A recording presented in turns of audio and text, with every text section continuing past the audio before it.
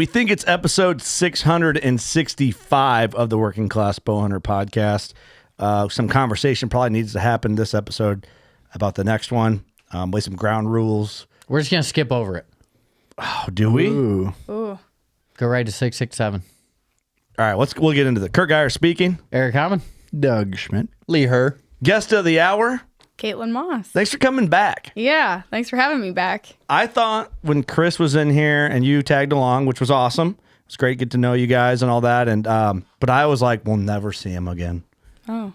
And you came back. Oh, you guys are fun. Okay. Had a good time. I just wanted to set you up to make us feel good real quick in that moment. Okay. So that's what that was. But thank you for being here again. Yeah. You guys are all over. You just got back from a trip and then came right to us. So I appreciate the effort. Yeah, for sure. So that's not convenient.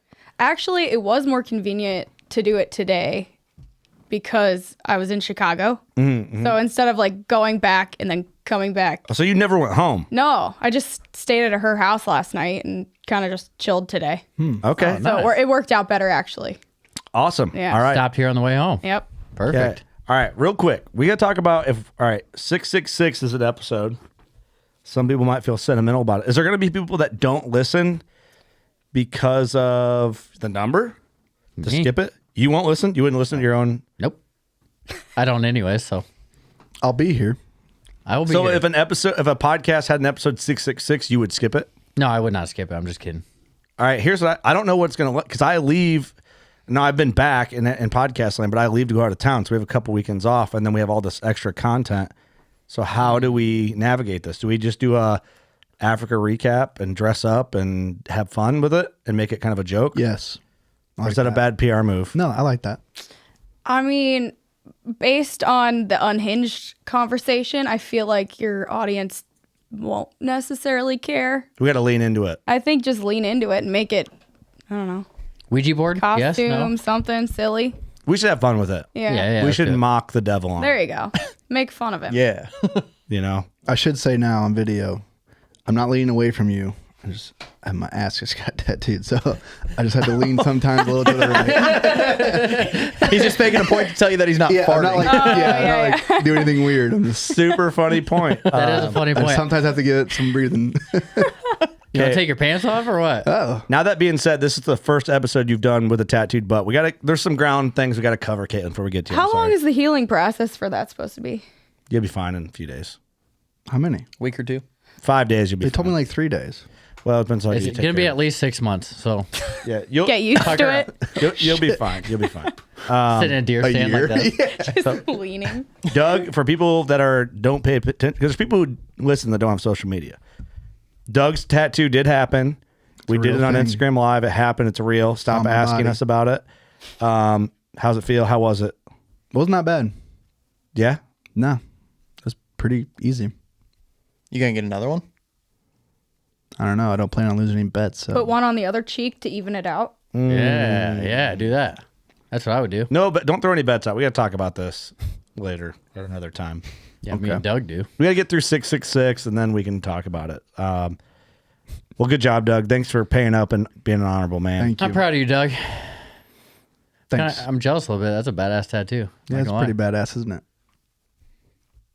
Yeah, it's pretty cool for what it could have been. Definitely. Location? Questionable. Tattoo? Badass. Shout out to Location. Dustin Natilio and Zach Dole. What do you mean location? I wouldn't get it there. On your ass? That's where you had to get it. Never mind. Keep going. Okay. Weren't you the one that made the bet? Yeah. I think he's saying I wouldn't get it there because I didn't lose. Wait, so you chose the Oh. location. No. I said, it's it's a badass, mutually I agreed said it's a badass tattoo, but I would not get it there. They shook on it last year at ATA. No. Yeah, last year at Last ATA. year, yeah. And it ended up being, it was a whole thing. Well, no, 2 years ago, technically. 2 years ago. Not this previous Oh, one, but shit, the one yeah. before. Yeah, Just 2 years. yeah. Because you guys didn't make a bet for this upcoming season at ATA. Because you couldn't decided think you of weren't going to. Yeah. And so stuck with it. That's how it went down for real. So it was bad deal. But Kaitlyn, thank you for being here. Sorry about all that rigmarole we just did. I'm chilling. You're all over the place. Oh, yeah, I am. And I will say, I told you this the last time you were in, but Mark Drury's been like, you got to get Kaitlyn on. Well, I didn't know you then, Yeah, no, all good. and I didn't want to be like, hey, Hey, come Some dude with a neck tattoo in your DMs, like, you got to get in, come over to my place. You know, it's like, Honestly, you would have been lost in the sauce there. But. Message request never Yeah. opened. Yeah. No, for sure. Right. So there's probably a lot of dudes with neck tattoos trying to hit you up. Oh, so, yeah. But no, I was like, no, I mean, we'll get connected and it ended up working out. Sure. So anyway, thanks for being here. I wasn't even planning on being on the last one. Chris is just like, oh, I have this podcast you want to go with. And I was like, sure. So, you know. Little did you know. Yeah, little did I know. Here we are. Got roped in. You were on the best podcast ever. Yeah. In the world. Mm-hmm. So cool. So it just worked out right. It worked out how we prefer it to work out. Sure. You know, it's like just connection. It's like, oh, we should talk because it'd be cool and we'd have fun. And then that's how it goes down. So, so thanks again. I think you are, this is weird to navigate because it offends people. And also the conversation is beat to death about female hunters in the game and all that. And it's sad, but there's not that many legit ones. I think there's more than we think.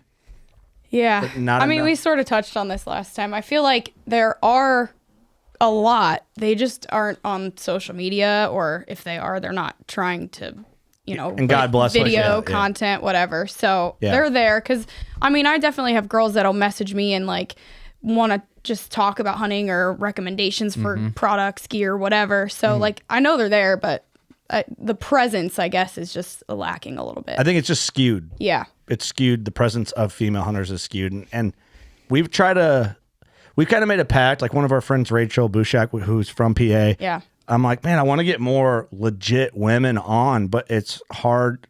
I mean, let's be honest, they're not just lined up wanting to talk to us because it's like, we are what we are, we know, right?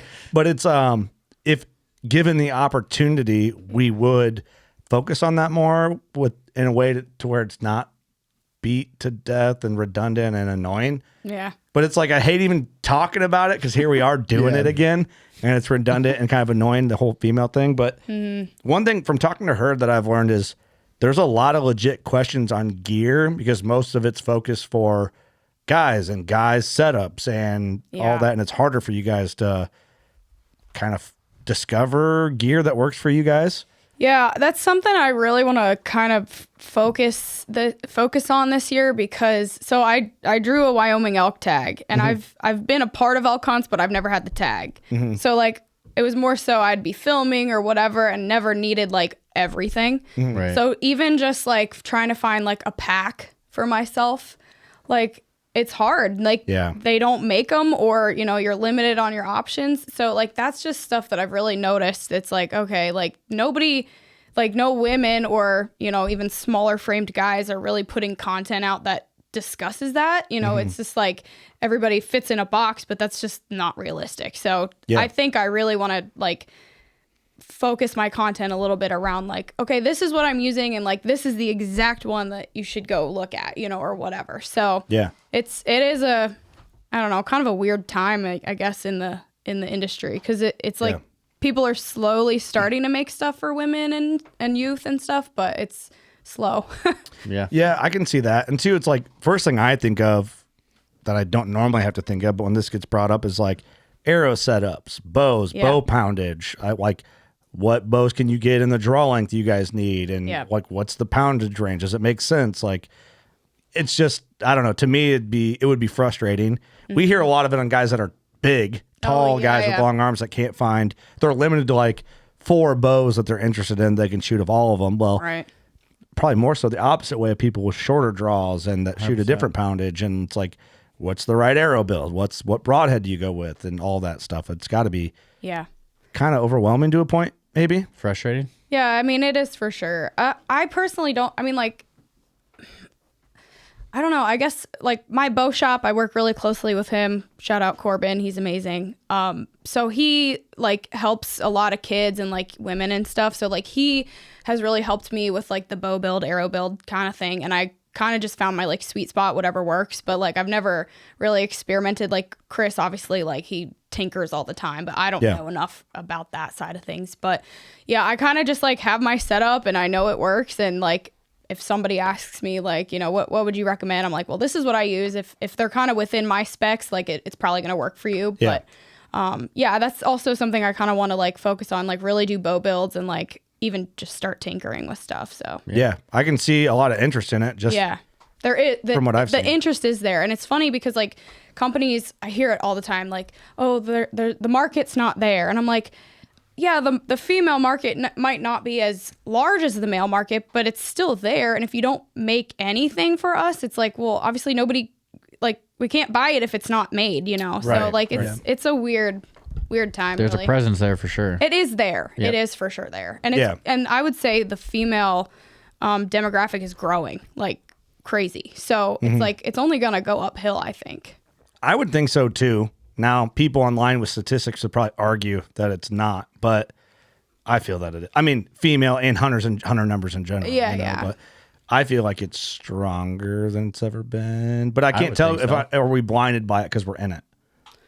You know? I'm just basing it off of like my audience. Like I can tell there's at least a shift in it, I think. Now the exact amount, I have no idea, but Yeah, but you feel it. I feel it.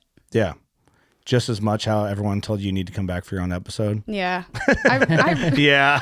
literally, I got so many messages. They're like, you need to go back so you can actually talk. And I was like, well, I mean, I wasn't even planning on being a part of the first one. So, okay. That's funny. Oh, it worked out. Worked out. Well, I think that's cool to cover. And so on the last episode, you kind of touched on getting started 3-year-old man hunting and stuff like that. Mm-hmm. If you want to get into that, I'd like to talk about your start and kind of like what led you to be, you know, for lack of a better term, like hardcore about it or committed or passionate, whatever fill in the blank term is there. Yeah. Because from my perception, I can see how a female, especially lack of accessibility for gear, like we're talking, it'd be hard to just be like, fuck it, or just lose interest because it's like kind of frustrating on all aspects. Yeah. To even get the right gear to fit you to make you feel good about doing it. Yeah. I mean, for the longest time, I would wear like youth sizes. Oh, really? But I am a smaller person, so I guess I could kind of get away with that. But like clothing and stuff, it definitely was a nightmare. It wasn't practical. It didn't fit great, but it was like, Yeah. It worked. I mean, it did the job, you know. Right. So obviously we've come a long way with that too. But yeah, I mean, I don't know. I've always hunted. Like I obviously grew up doing it, and I've just always enjoyed it. So I kind of just made it work. You know, Yeah. just didn't know any different, I guess. Made do. Basically. Especially like when I was younger, like there weren't no female camo or anything like that. So like I You had no other choice. didn't have a choice if I wanted Yeah. to go out, you know. So Yeah. but yeah, I don't know. It's Who was the first one to do it? Like She Safari was like one of the I first. think- She Yeah. Outdoors or whatever. yeah, She Outdoor Barrel. Outdoors. I still have a bow case that says She Outdoors. Is that still around? I wonder. I don't know. Think so. I think it's in like Bass Pro. I think and you see it at Bass Pro Cabela's Cabela's. or something. I Google always it. remember the female button-up She Safari shirt Yeah. when I was like 14 watching Outdoor Channel. And gawking. Hey, I didn't say that. You said that. Said it for you, Kurt. Hey. Hey, I wonder. Let's check. pointing fingers here. But yeah, I can see how like that would be. Yeah, Bass Pro Yeah, Shop. Bass She Pro. Outdoor. Yeah. So I can see how that would be. That might be my phone. My bad. Oh. Airplane mode. I can see how that would be hard. It'd be hard for. It's just less common for girls to be into it stuff. It's normally guy stuff. So that's like that's why I think it's interesting to cover that. And it's like also it just seems so cliche for us to ask you that, and that's why I hate it. But I don't know how to build up without talking about it. Yeah. Do you know what I mean? Yeah. I mean, I don't know. It is what it is, I guess. It is what it is. Yeah. Yeah, really, that's what it is. But- Damn right. So did you have like a pivotal point, you know, starting hunting with your dad? Because you're from Pennsylvania originally. Which God bless you from, I'm just kidding. PA is awesome. But like now you live in the Nashville of deer hunting. I don't know Yeah. if I called that Yeah, the you last did. time. You did. But which makes total sense if you love whitetails. I mean, you come where the biggest ones are, and that's the real Midwest, you know. Did you have a point in hunting where you had like this pivotal change or feeling in your passion? Like, do you remember a season where you're like, this is what I want to do always? Yeah. Well, I definitely never had like, at least at first, like I never had a point of like, oh, I want to be a hunter as my career. But like, obviously I've always done it. When I moved to Missouri, when I went to college, that was like the pivotal year. I guess it was a few years in. So like 2019 is the first real like YouTube video that I put out. I shot a buck on public land and it blew up like overnight. And that was like I could make something out of this moment, you know? So that was kind of the point of like, I was already wanting to do it, but it wasn't ever like, I want to do this, you know, full time. It's just like, I'm filming. I enjoy filming. I've always done that. And, you know, I just want to have the memories to look back on. And if I'm going to film it and go through editing, I might as well put it somewhere. So YouTube is just like, I mean, YouTube was the thing at the time, really. So that's kind of just like what I did. And it organically sort of just like started. And then I was like, well, now is my chance. Like, if I want to see where this goes, now's the time to do it. Ride the wave of that. Kind of just rode the wave and it kept going. So I was like, well, we'll keep it going. We're in it. well. Yeah, we're in it now. I'm having fun. Might as well keep it going. So yeah, that was my pivotal point. But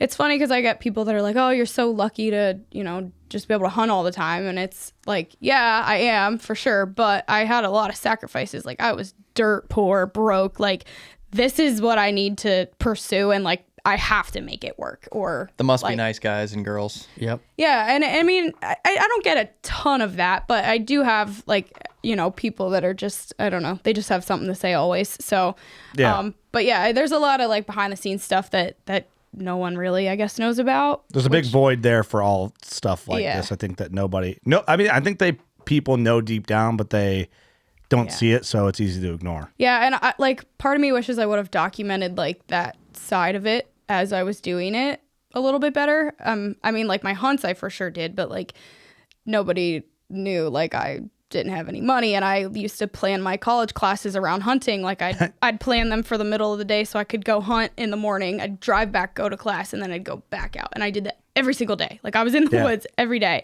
Yeah. Just to try to shoot something, because I was on public, you know, just figuring it out, hustling, trying to film it. And so just doing it at the time, it probably didn't seem significant enough to film because there wasn't a picture of what you were doing. It really didn't seem, literally. But, and also like when I was in college, I didn't have like a camera arm, or like, that was the first I really hunted out of a tree. Like, I used to hunt off the ground. Like, that's the only thing I ever did. And so like getting in a tree was like foreign to me. So like I had a big ass ladder stand that I used to lug into the woods by myself and put it up. And then I was like, well, I'm not moving this thing, so this is my tree. So I had to stay in that tree unless I sat on the ground. And it goes back to mobile hunting gear at the time. Well, like saddles were not out at that point. So not popular anyway. Well, you know, like I had no idea what they were. Mobile hunting was like, the push of innovation in the mobile hunting scene was like kicking off at that time to the next level. Yeah. Well, so I mean, like when I first found, so it wasn't that long ago, really, when you break it down, but like 2020. Since 2018, 2019, and 2020, so much has changed in the mobile hunting scene. Yeah. Like carbon sticks and Magnite and all the shit that's available now. Mobile hunting before that was freaking climbers. Climbers and just traditional cast hang-ons, you know. Yeah. Which even what is a light setup and a traditional cast hang-on for someone that's, I mean, I don't know how tall you are, 5'2" and whatever, you know. That's 5'2". Yeah, okay, I nailed it. So it's a lot different than a guy that's 5'10" or taller that can just grab that and go, and I don't know. Yeah. It's different. Yeah, it is different.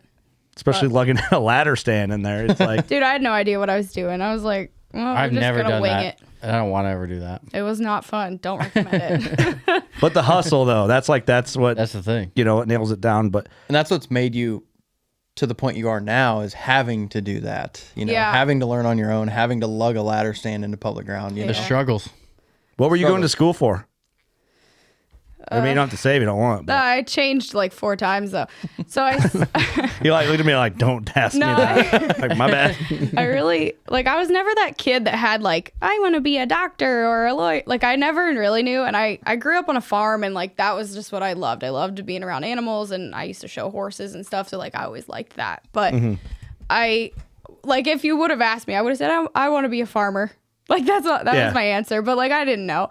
So then I started with like animal science, because I was like, I could do a few things with that. So that was kind of like the first thing. But then like my college kind of pushed like feed sales, and I was like, Or like, That's what I call it, Lee, or what? Yeah. Exactly what he does. Okay, well, I guess it's Dodge that bullet. Look at this piece of shit. Yeah. This idiot. Well, shit. Well, I'm not a salesperson. Look so at the dumbass I felt for that. Yeah. Oh, not very bright, are you, Lee? Should have hunted harder in college, dipshit. Should have had a ladder stand, bitch. oh gosh, no. But I don't know. I didn't really have a like direction, I guess. And so then I changed. I think I was like a safety major at one point. Yeah. And then I was like, well, I don't want to be the most hated person on the job site. Good call. So I didn't go that route. But so then I kind of finished with like marketing. And so it made sense because at that point I was already like trying to like grow everything. And honestly, I was learning more just by doing it and just like figuring social media out and, you know, kind of just winging it than I was like sitting in a classroom. So I was like, I really just need to focus on this. And Yeah, for sure. That's how all schooling is. I mean, I went for animal science and I learned more in the first 6 months of my job than I did in 4.5 years at school. Yeah, exactly. Everything's that way. So, He's got a piece I of don't want to paper. put an age on you here. So I was going to ask you what year you graduated. Did you do a 4-year or 2-year? I did not graduate. Oh, good for you. I just was like, this is peace out. I'm spending too much money here. See, I Not love that. learning So anything. this is maybe a good time to talk about this. So I just got a 2-year because I had to go make money to pay for stuff. But I'm glad I did that. But now it's like we just got tattooed here, you know. And you see these guys come in. That's like Zach's been tattooing for 17 years. Zach Dolet, Freedom Ink and Peoria, big shout out. It was never on my radar in high school. It was like, hey man, like no one adult was like, if you wanted to, you could be a tattoo artist, or if you wanted to, you could do this. Like options that are available now. No one would ever advise you when I was in school. It used to just be generic stuff like a cop or like a lawyer or something. And like, it's our parents' age though that a million percent. There's just so many like niche things now that you're like, oh, I didn't even know you could do that for a job. Well, they still push college so much on you, and it's like, So I think it's going to change, but it's got to change.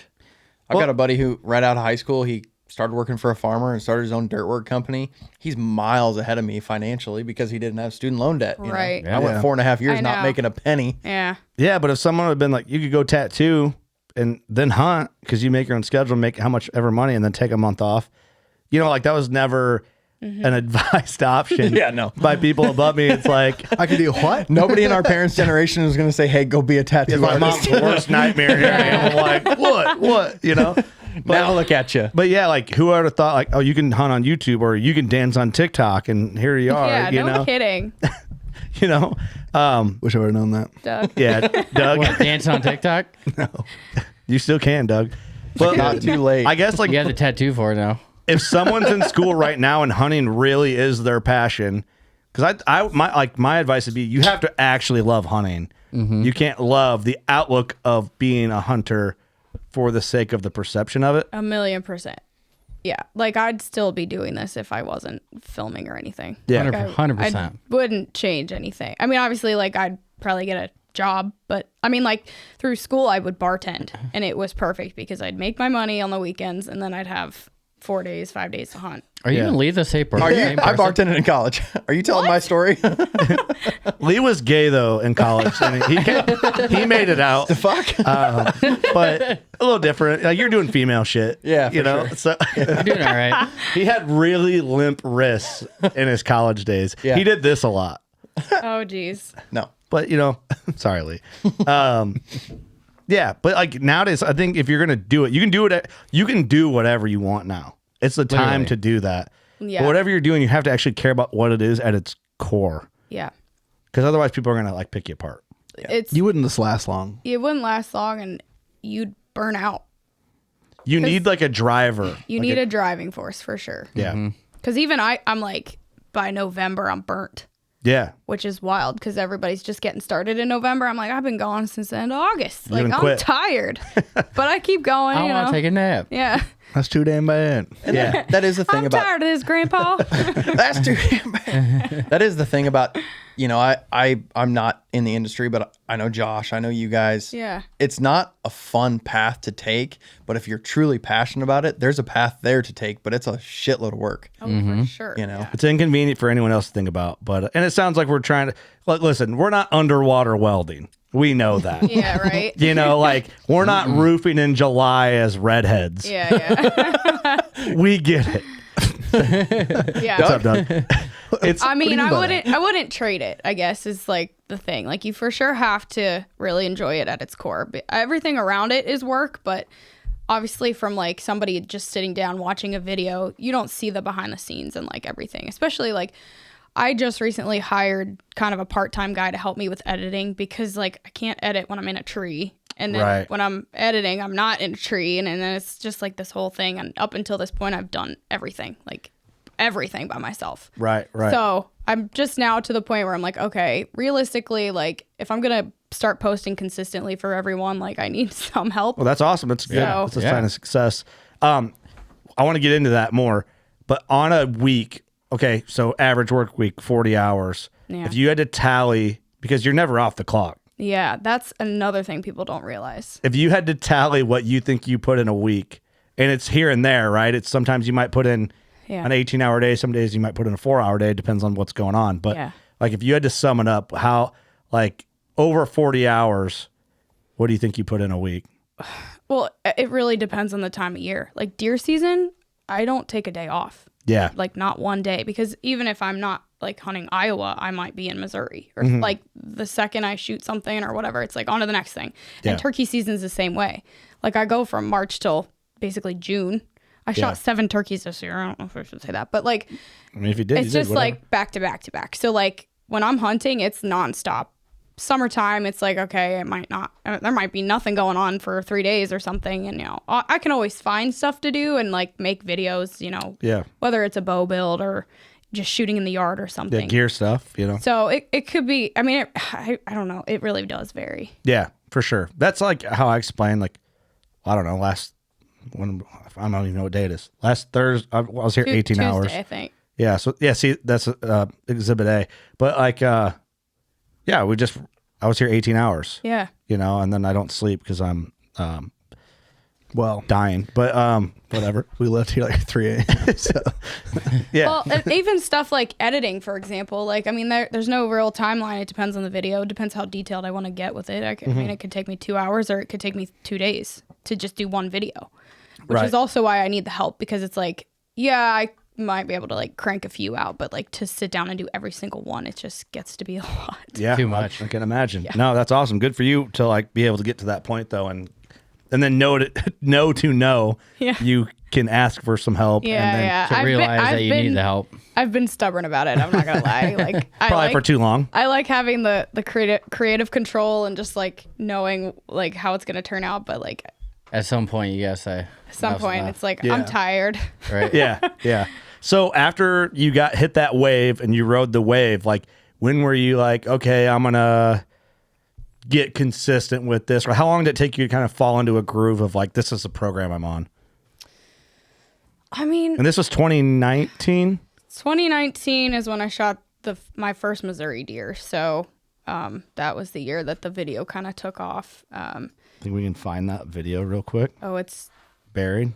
Literally probably the beginning. Actually, if you go to the suggested, I don't know how to work YouTube. Wait, scroll down just a hair. Oh, yours is set up weird. Wait, go to home next to videos, and then it should be suggested maybe. Videos. Or most popular. The second one, 2019. This one? Yep.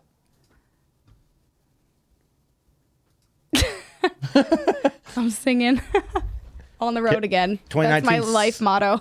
2019 self-filmed Missouri public land full hunt. This is your first ever video? I think it was my second video. I shot a doe before this on here, but. And you're just like a nomad by yourself. I kind of am, yeah. That's Were cool. you still kind of in like a college at this gypsy point? in a way. Yes. I started college in 2016, so this was kind of like the tail end of when I was about to be like, you know what? College isn't not really working out. Hey, trying to convince your parents that you're in marketing. Oh yeah. They were not real happy, but I was like, listen, we could do something with this. Yeah. It is what it is. Yeah. So what did they think when like this video went wild? You know, I'm not gonna lie. I don't even know if they really can, even to this day, kind of grasp like what I'm doing. Like my dad's like, oh yeah, we're going hunting. Like this is cool. And he's the one that like him and I honestly both started like filming, very generic filming, but like he always would film like even our Christmas gifts, like when we'd open the gifts. He just always wanted to like have the memories. And so like he's kind of the reason like I've really loved photography and like video stuff. So he loves it, but I don't even know if he like truly realizes like the scale that is scale. I guess my mom definitely does not. She's not a hunter or anything. She is not. She's like, oh, okay, you shot a turkey. That's awesome. Like, she's supportive. Bless her heart. Congrats. Yes. Well, you're. I mean, you're not for what it is. You're not that far from 1 million views on this video. It's kind of crazy. That's nuts. It's insane.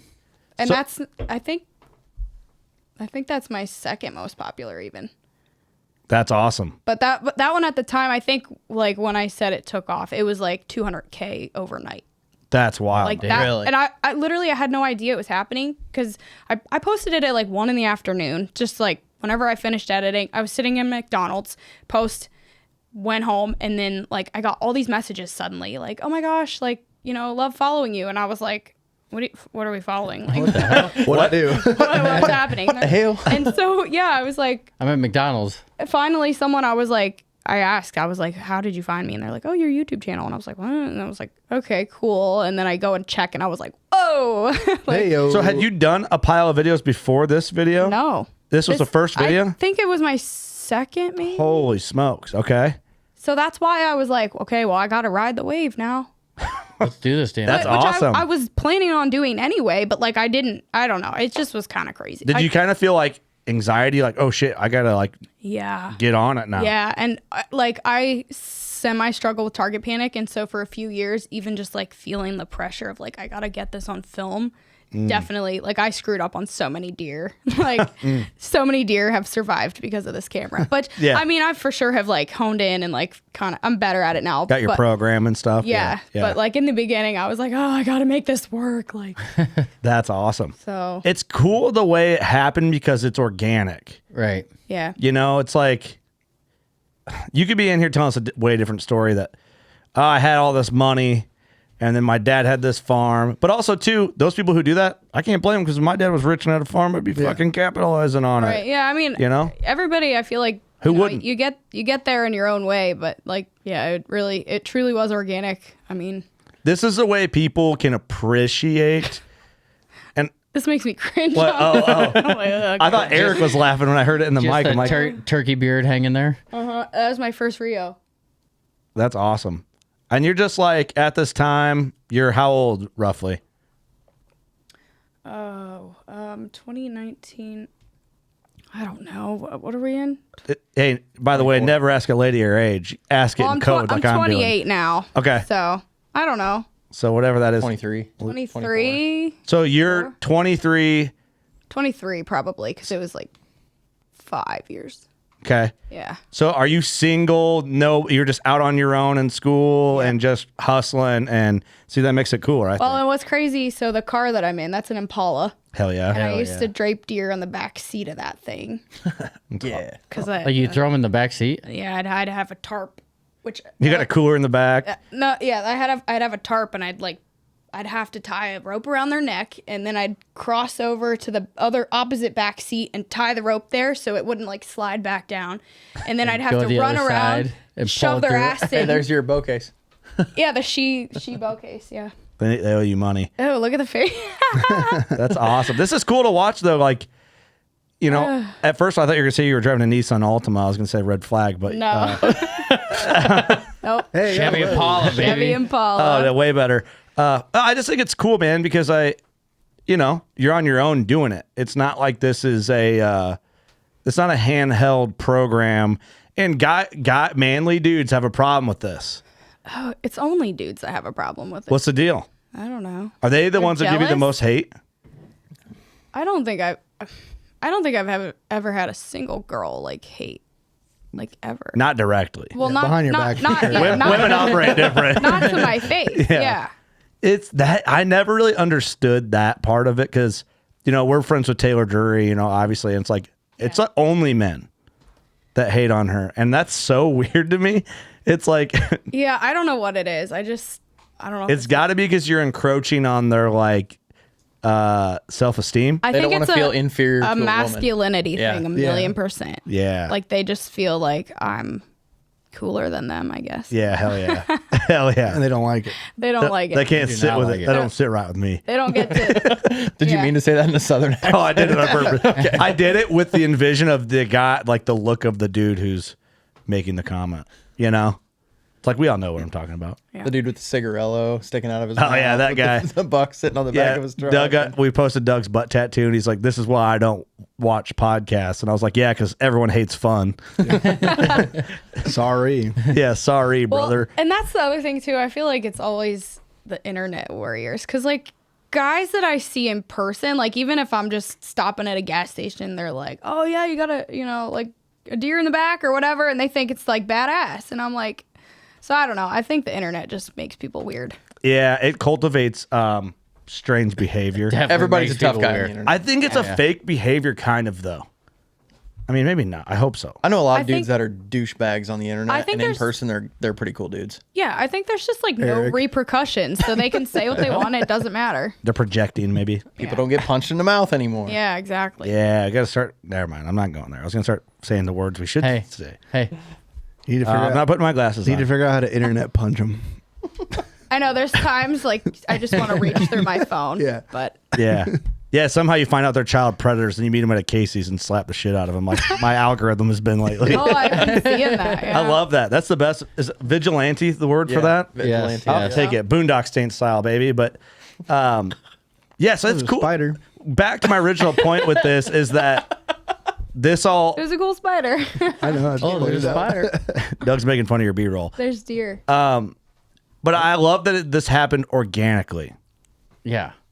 You know, and I Me think that too. people can appreciate that. Well, it's always the coolest story, right?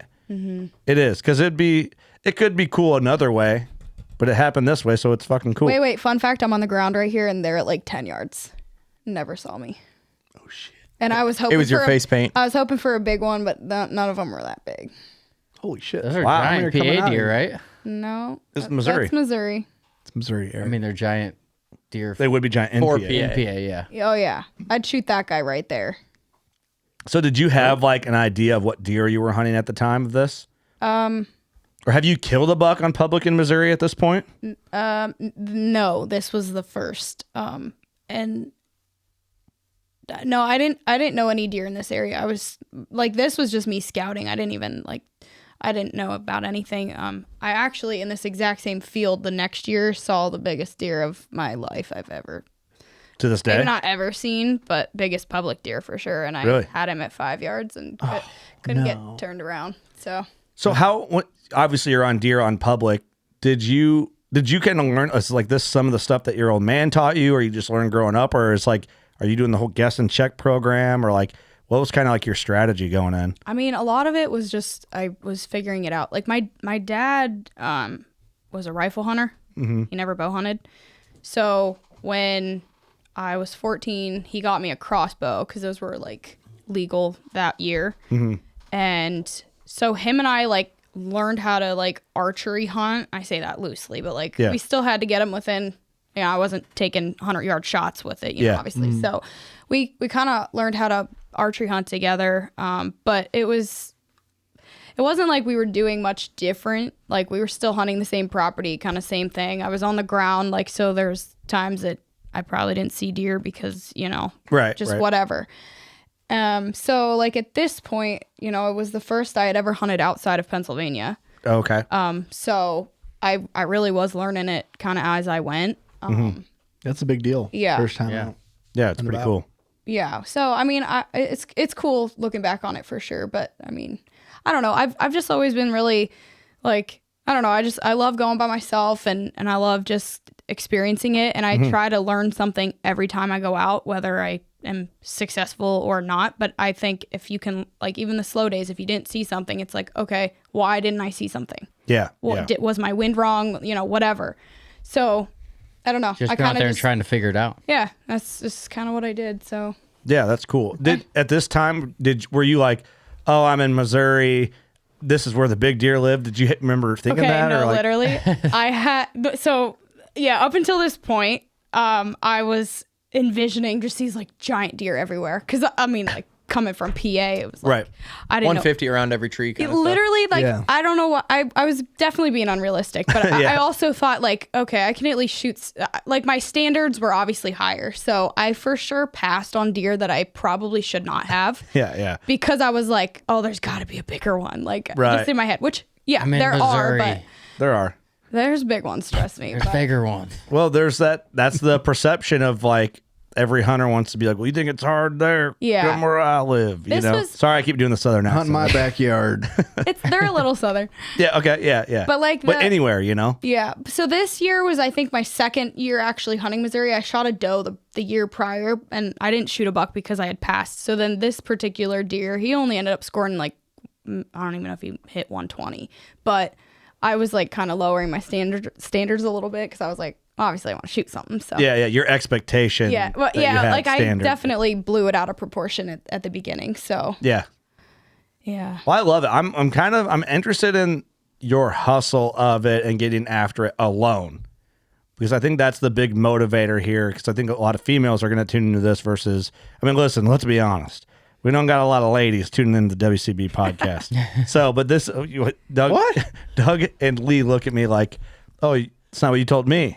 You guys are just here for the ladies. I've been lying to you the I entire was time. told that at the beginning. False. Yeah. Well, turns out that was a lie. Surprise. Shitfoot. Yeah. So more females are going to tune into this and then tune out after Just this episode. just because of that clip right there. So I kind of wanted to get into like the motivator of like going out by yourself and any tips you have to like to kind of do that and scary and this and how do you stay after it, and or maybe that's hard to give tips because you've just been doing it. It is hard to give tips because everybody asks me that, but I part of it, no, I'm good. Part of it, I feel like is just like my just natural born, like I'm just a driven person, and like obviously like I do have a passion for this, and so like it was kind of a perfect storm of like I was already doing it, and then it kind of started to take off, and I just kept it going, and like I was gonna kind of do that anyway. And I don't know, I am a driven person. I've, not to sound like I'm any kind of way, but I've always kind of been like one of the guys. Like my mom always jokes that I should have been the boy and my brother should have been the girl, because like just our just natural attitudes about Sucks things. for your brother, but I know, right? Nothing So- you want to hear you say as a boy. he's like, Nah, hey, you he gotta does- say that on he air, doesn't sis. care. But I don't know. It's just I am who I am, and I can't like tell somebody like, oh, like, because I have dads or guys with girlfriends that are like, how do I get them into it or whatever, and I'm like, honestly, you just have to give them a good experience if you can, you know, like, Yeah. because like I technically did not have a good hunting experience growing up. Like I'd be lucky to see one buck all season. Like, Yeah. and I don't know. I just liked being out. I've always been like a tomboy farm kid. Like I didn't know any different, I guess. But I mean, I had a good time, but it wasn't like we were shooting something every time. Yeah, you weren't spoiled. Right. Yeah, I know what you're saying. So I don't know how to like tell people other than just like, you know, don't take them out on the coldest freaking day of the year, you know, make it semi-enjoyable. Enjoyable, yeah. And, you know, even if you don't shoot something, maybe try to put them in a position of like, oh, well, we can at least see birds and squirrels and Right. whatever. See some deer. Something. Entertained, Maybe a yeah. turkey. And some people just aren't going to want to do it. Like my wife, Yeah. she will come sit with me all day, but the second I discuss like taking her and like Yeah. getting into the shooting side and like maybe shooting a deer, Right. she's like, nope, Yeah. Yeah, nothing yeah. to do with it. I appreciate that answer, though. I mean, because let's be honest, you could have just fluffed this up for podcast purposes and just full blown fed us bullshit. I'm It would have not been a- like, yeah. it would have been like, oh yeah, good tips. Yeah, You yeah, know, yeah. put warm socks on, nice. You know, Yeah, like, yeah. Wow. but it's just Driving Never an thought of Impala. that. I appreciate you. Just seem very just as a matter of a fact, and this is what I do, and this I'm is a what I've straight always shooter. Yeah, I like that. Yeah. I'm not saying most women aren't, but it's nice to hear it. Yeah. You know, especially in the hunting scene, it's hard to decipher. I mean, I don't know. I just don't see the point in it, I guess. Like, I am who I am, and either you're going to like me or you're not. Well, you so. can't like we did a podcast with Corey Anderson, the MMA fighter.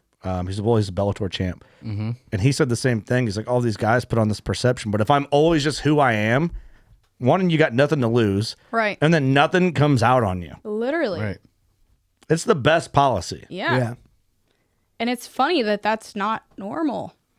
That's weird. I don't know why it's not, but I think maybe it is a little bit of human nature because you want people to like you. Yeah, I guess. But I don't know. I'm just a secure person, I guess. Like, I don't care, Yeah. And like that kind of ties back into like the girls. It's always like those girls that just like feel like they have to flaunt themselves. And I just have never felt that way. Like I could, but I don't. Yeah. I just like, to me, it's like I'm actually here to hunt. That's what I care about. Like, that's what my content's about. So that's what I'm going to focus on and show. Like, I don't need to have, you don't got to work to make shit up. Yeah. Like I don't have to fake it. Yeah. Shout out to you on that too. That's a good note. The skimpy clothes thing, because some girls do it and we appreciate that in their own way. But like, well, I do want to be clear. Like I'm a girl's girl. Like, you do you, but I just feel like there's a time and a place, and like hunting is not the time or the place. Like, man, I wish I had a ding, ding, ding button because I'd hit it. Because as much as we love boobs, if I'm watching a hunting show, I don't really, we take it serious, right? Like, even though we fuck around on the podcast, whatever, joke around. And that's why we ripped on that like for love or for likes show so much. It's just so it's they asked me to be on that. They did? No. Yes, they did ask you. That's amazing. I said some things. You did? What'd you say? Can you tell us? No. I was polite about it, but I was like, forget about it. Fuck yeah, that's awesome. Hell yeah. So we got are you on the For Lover for Likes blacklist? And then when we got you, we nailed it. Me? Yeah. I don't know. Maybe I am. Hell yeah, that's awesome. That's an honorary list to be on. Mm-hmm. You should go on it and be a spy on it and just reveal all the shit they do on there. Oh, just go in there and just roast all the chicks. Just blow them out of the water. So, oh man, maybe you don't want to get into this. You can politely. Is that even on the air anymore? Oh, I don't know. I hope so. Just for the sake of us being able to make fun of it. I don't think it is, but who knows? What, like, was it like a hey email? Like, we're scouting. It was straight from Matt Busbus. Oh, it was from him directly. God, I think you're hot. Well, like a DM, like an email, or what? I think it was a DM, but I like knew I knew him sort of because like I used to go to trade shows. Like I guess it was around this time, honestly. Yeah. Like I used to go to trade shows, so like I had met him just being there or whatever, and like I semi had conversations with him, but like it was very surface level. Yeah. And then just, I don't know, I don't even really remember the timeline, but anyway, fast forward and he's like, hey, do you want to be on the show? And at that point I already, like, I knew all about it and everything. And I was like, you've got to be kidding me. That's like, hilarious. Are you, and the thing is, That's he phenomenal. knew me enough to know, like, I would say no. Yeah, why even ask? I'm like, why are you asking me this? Maybe it was just a test. I think it was. I don't know. Oh, you passed. Oh, you passed. Passed my test. Got you. Now you have to be on. Here's the thing, dude. I wish I had the money to make a show just to spit game. Right? That's what he's trying to do for sure. He's like, dude, we're going to make this show. It's going to give me an excuse to just crawl into these chicks' DMs and they can't say no. That's what it seemed like. Oh, I was like, get out of here. As much as he sucks, good for him. You know? Whatever. That's so funny to me, dude. So we got the For Lover for Likes blacklist right now. This is awesome. POG. She's like, mother. I love how honest we are about that. That's freaking hilarious. Yeah. Well, it's like, obviously you're in it for the love. What the hell? Like, you're Should doing I be in it for the likes at that point? I mean, if you love it already and you're just doing it and the likes going to come after, I don't think there's anything wrong with it at that point. Yeah. Right? Is that fair to say? I mean, here's the thing. Some people have to like you for your content to do well for you. Well, for sure. You know? Yeah. But passion first, likes later. 100%. I don't know. I feel like people can just see through the BS. Like they can tell what's real, or if they can at first, eventually it just works its way to the surface, and then they're. Well, it's such a small space to be in and hunting. Like, you know, the industry, blah, blah, blah. It's one thing, but like people, like normally if someone's hardcore and passionate about hunting, you kind of all come across each other's like table eventually. Yeah. You know, it's like, you know, Lee knows a lot of guys and we might know some in at least 3 hours ish from us. Mm-hmm. It's like, it might be, oh, you know, so-and-so he's a hunter. Oh yeah, I've heard of him, whatever. Yeah. And subtract the industry from it. It's just you kind of hear about other people who are into it, like you're into it. Yeah, the best compliment I can get is when someone comments on my YouTube video and say, "I feel like I was a part of this," and like, I feel like I was sitting next to you when you were doing this thing. Right. Like that. That's what I'm aiming for. Like I want people to feel involved. I want people to feel like, my content is realistic and genuine, and not that you're putting a show on for them. Yeah. I'm not, I hate the word influencer because like it's like, yes, I do have influence, but I'm not doing it to like be the influencer. That just is kind of a side note. It's like secondary influence through passion. Yeah. I think influencers, the term is morphed. It's loose. It's loose. It is. In the beginning, influencers were influencers. Yeah. Now an influencer is not an influencer. They're some chick that shakes her ass on. Right. Well, let's be honest though. We had a good. I think I didn't see that before they edited it in our group. The Working Class Bowhunters group on Facebook is a wild place. It's fucking wild. It's the Wild West. It's the Wild West, and we have people that manage it because we just simply don't have the time, and they're great. We have awesome admins. Judd is the president, El Presidente of the group. Shout out to Judd. Somebody today posted, who's I'm going to butcher the way it was worded. Who's the most influential whitetail hunter to you? Yeah. Which there's no right or wrong answer there. It's to that person. And then you go in the comments And everybody's fighting. and they're fighting. And I'm like, why are we fighting? Yeah. Like, it's an opinion. Yes. Yeah. Why can't we all just get along? Yeah. Really, If no Doug wrong thinks answer. Eric is the best whitetail hunter right now, which you should, He does. and that's what he thinks, I heard you're the best giraffe hunter. Hey. you are the best giraffe hunter in the room. That I is know. true. That I know. You're the the best room. in the room. 100%. Got to give him that. Someone's like, who's your favorite giraffe hunter? You know who mine is? Yeah. Eric Common. That should be your next question. Right here. That's right. Yeah.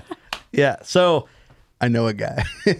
but then someone else might be like, well, I thought giraffe Jimmy John was pretty cool and he killed a couple of giraffes. It's like, well, that's your guy. Well, you're wrong. Yeah, you're wrong. wrong. Oh, let's argue, bitch. Yeah.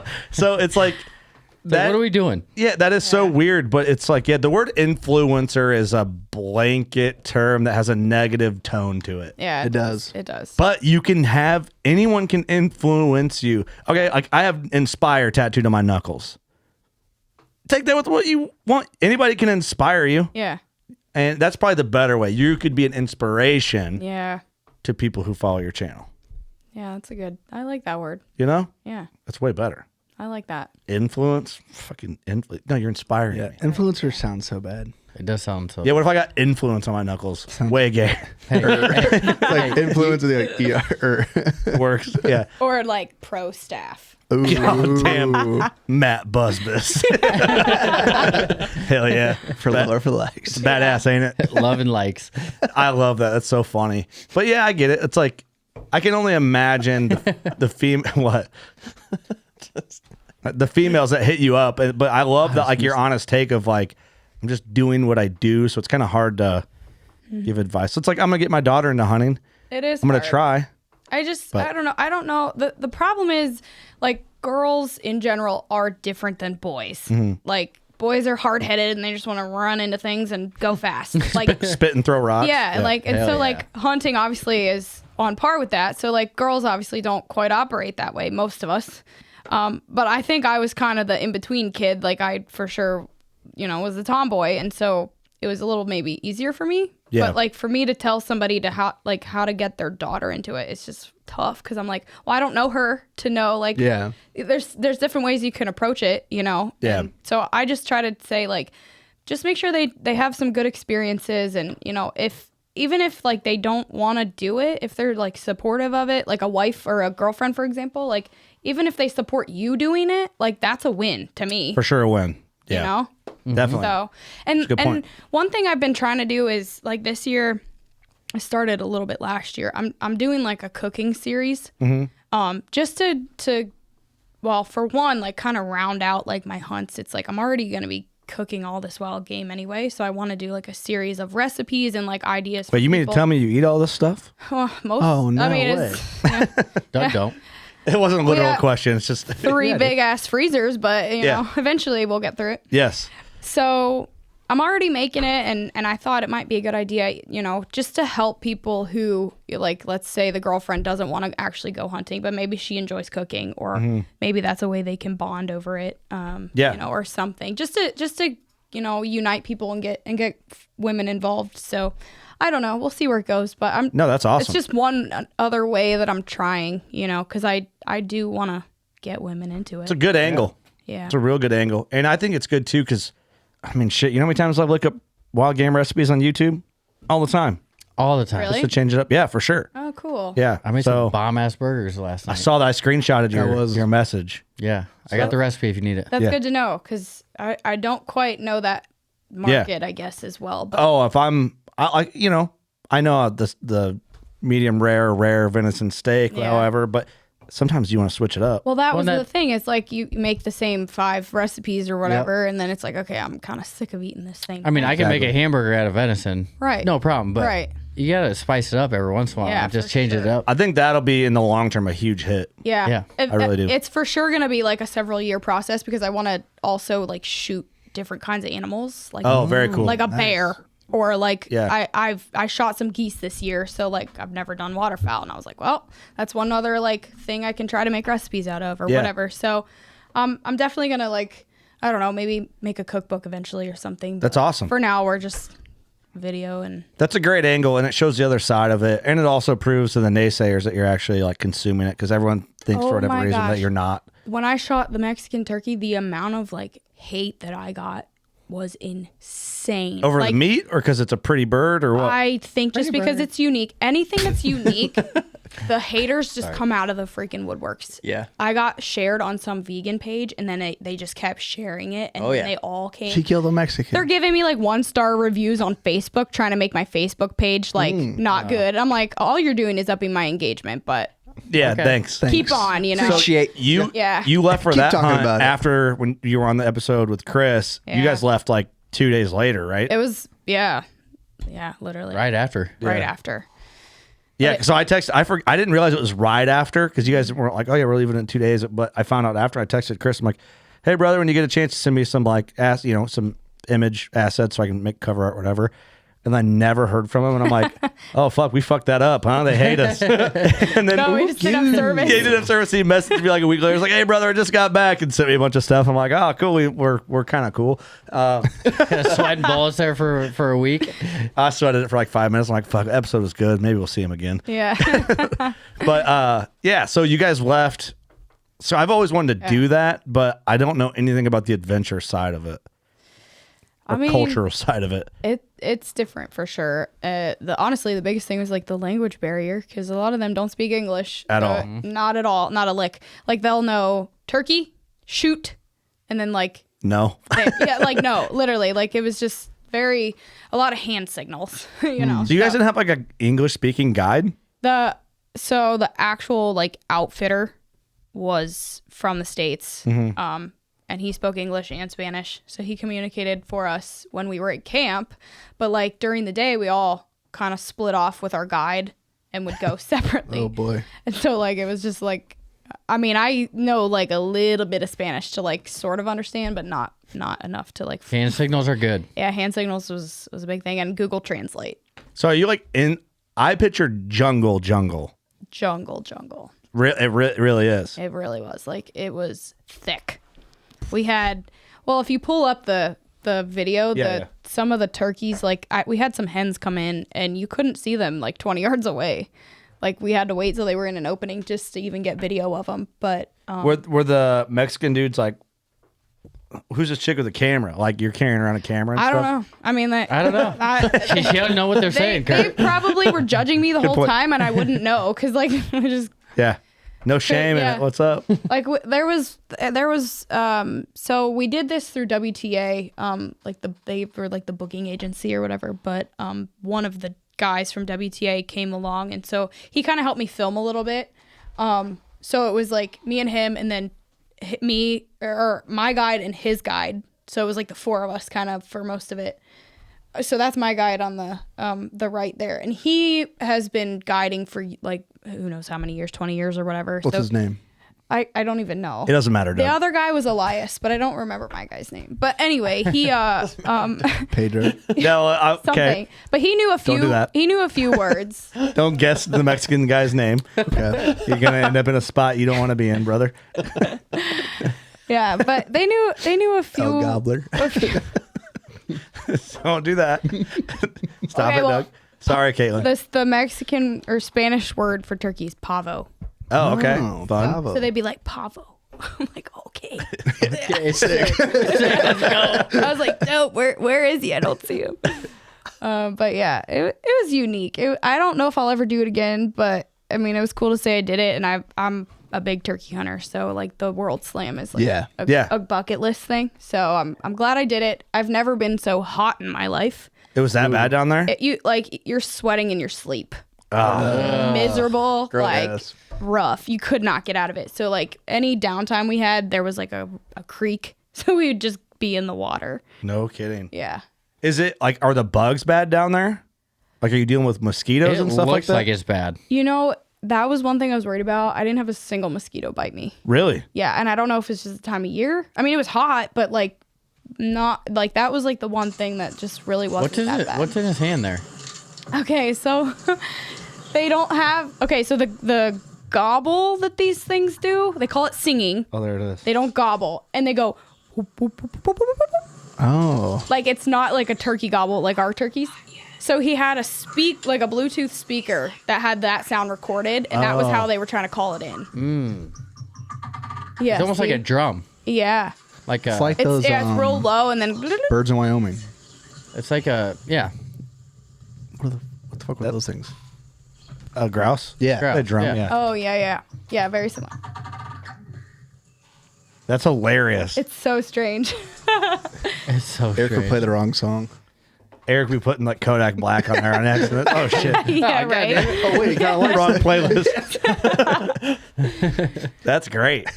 It was unique. Different experience for sure. And Where are you at? Are you like, We're in the jungle, so literally middle of nowhere.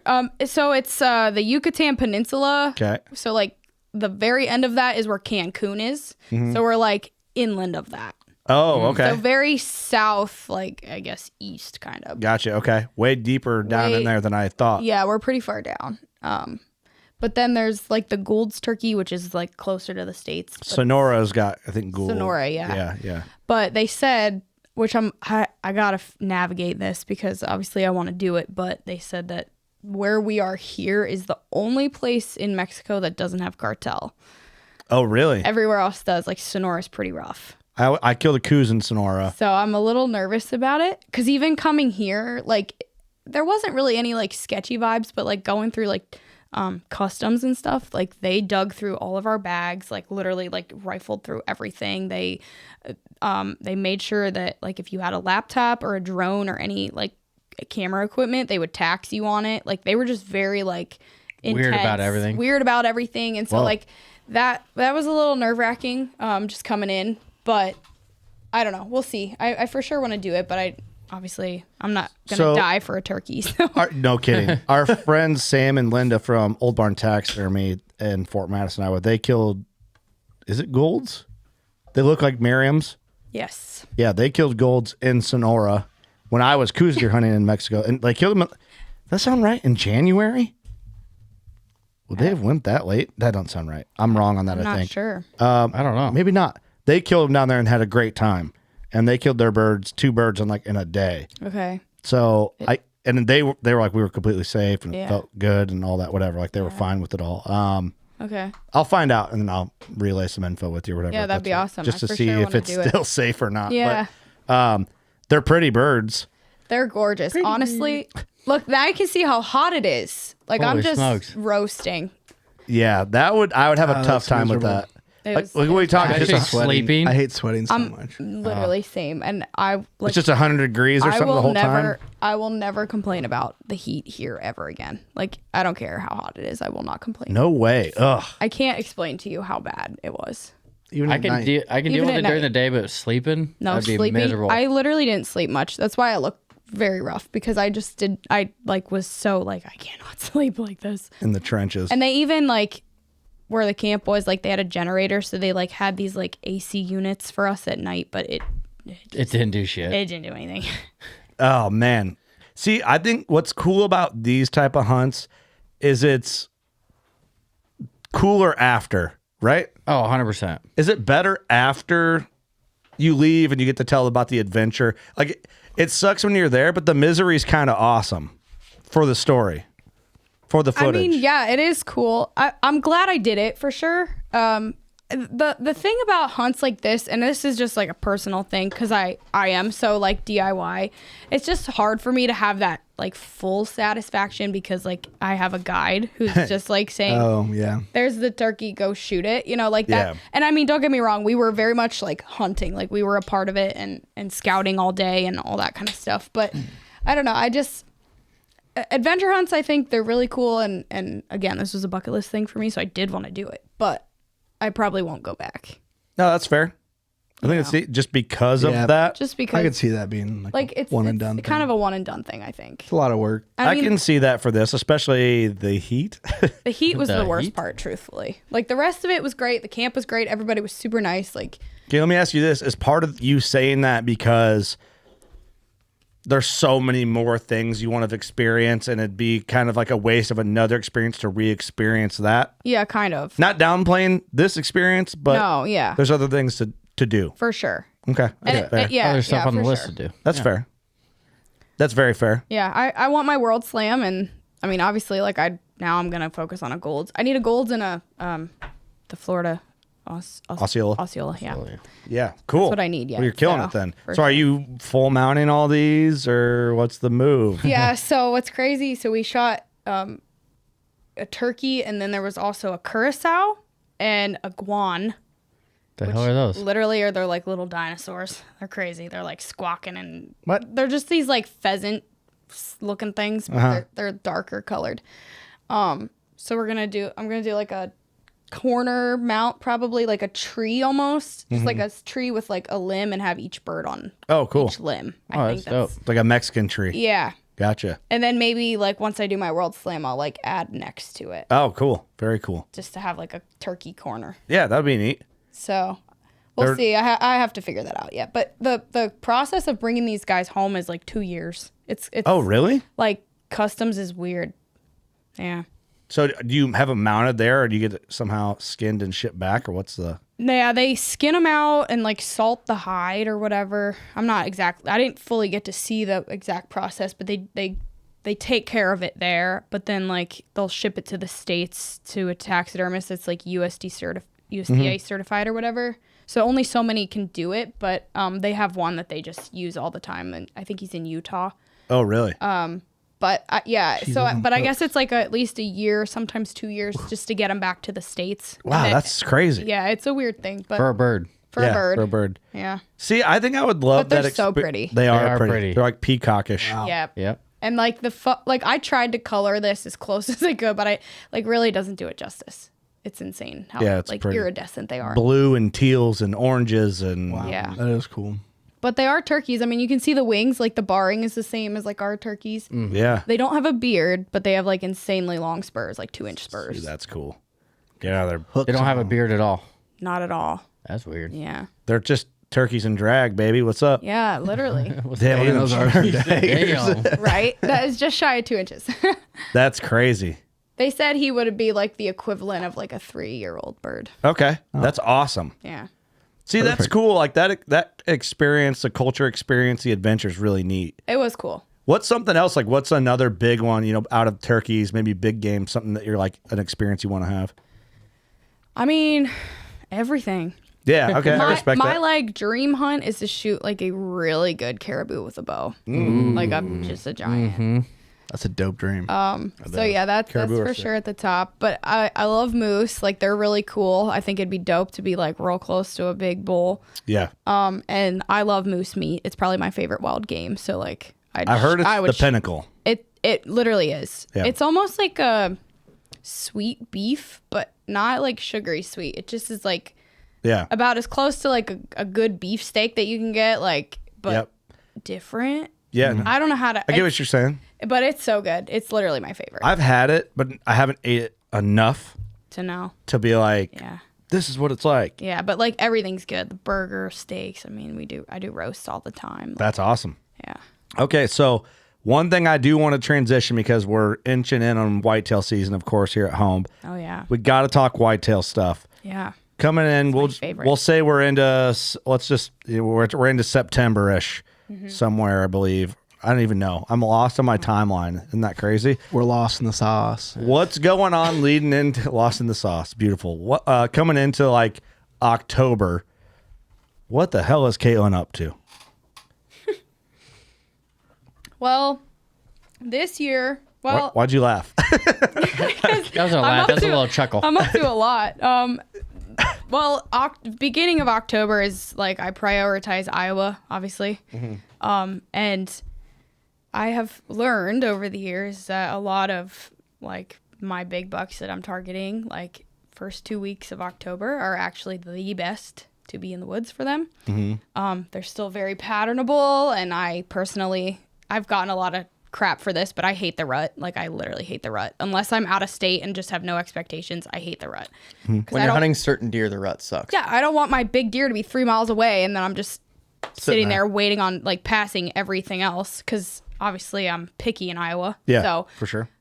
Elsewhere it's maybe a different story, but yeah, Iowa is where I'm at the beginning of October, and I know you guys are gonna give me a hard time, but this year I think I'm gonna go back to Pennsylvania. Just to do it. I haven't hunted the regular archery season since like high school. Oh, really? So it's been Kind of a goal. like 8 to 10 years. Yeah. So I go back like in late season to hunt with my dad, but I've never hunted like regular archery season. So I want to do like a back to my roots kind of storyline. So that's kind of what I think I'll do, maybe like mid October. Oh yeah, this is the Jaguar. That's cool as shit. That's like 40 yards. Never knew we were there. It was amazing. How rare is that to get on film? Well, truthfully, they made it seem like there's actually quite a lot of them because they're protected. Is that a big one? It's a female, so maybe not as big as like what a male would be, but It looks big to me. she was pretty large. Yeah. Dude, that is fucking Look how cool they are. badass. That's cool. And what's crazy, so she came in and see how she's like basically chugging the water. She did that, like did not stop for 15 minutes, just chugging water. Whoa. All right. Thirsty. Literally just chugging water. And finally, eventually she stands up and kind of moseys on, but that was we're about probably this- the highlight of the video. That is crazy. We're about 17-minute mark. Crazy oscillated turkey hunt face to face with the Jaguar.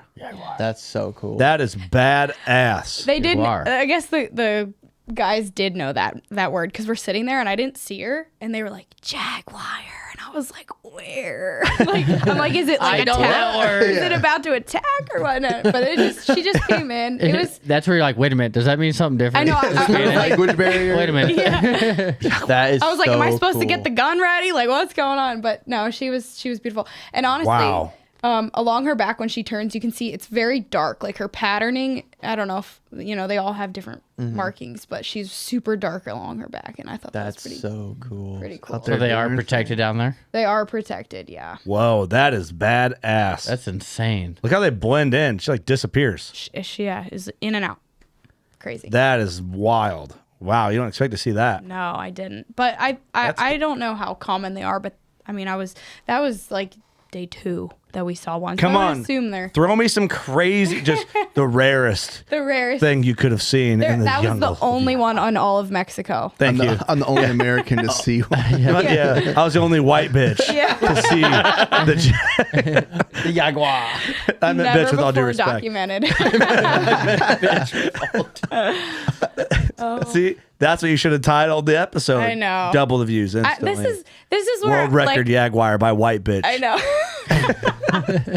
Sorry. Million views overnight. No, this is where I struggle though, because like I for sure could do like clickbait stuff, but I'm too honest. I'm like terrible at like making these crazy titles. Like I could, but I'm like, Oh, you know how much bigger we could be on the internet if we just baited you into one clip and cut that one clip and that's it? That was the whole Yeah. show. I'd rather have an hour of a good episode and not get any clips than yeah. fucking bait you into some dumb shit, Like I could probably cut up a clip from everything I just said that made me looked like I called you a bitch or something, and then it would go crazy. I probably would. Go do it.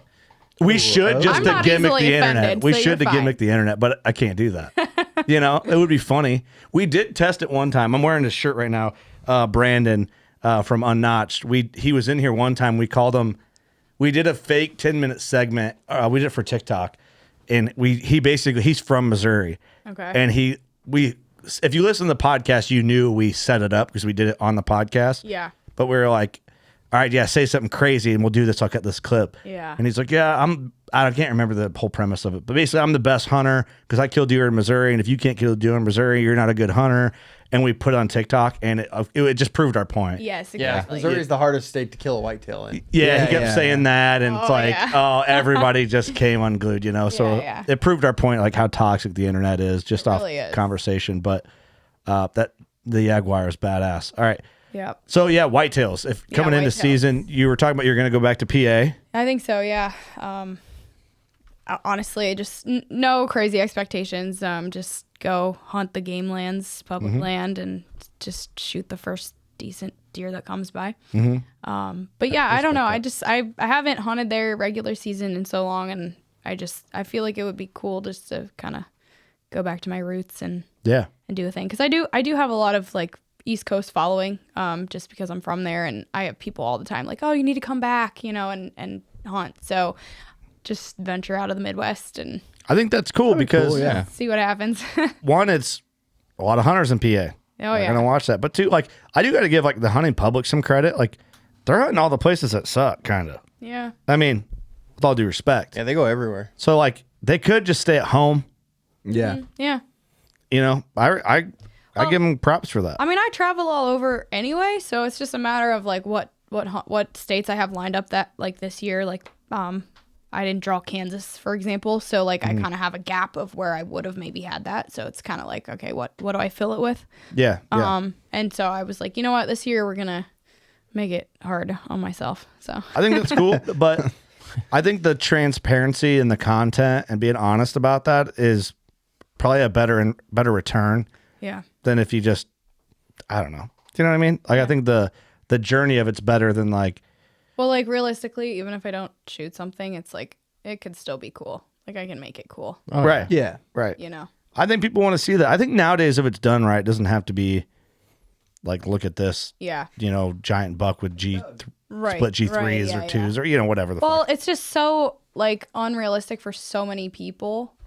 I forget exactly what it was, but I heard like the majority of hunters are never going to shoot something over like 140 or 30 or something. 125.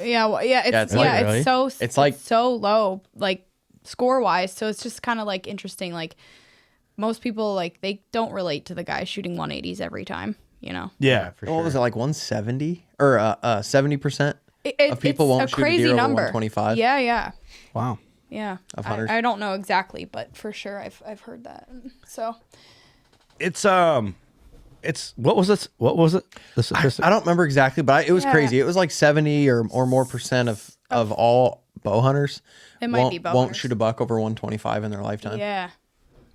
Yeah, including the entire country. The whole country, for sure. But yeah. I can see that, but too, some people are super casual with their hunting.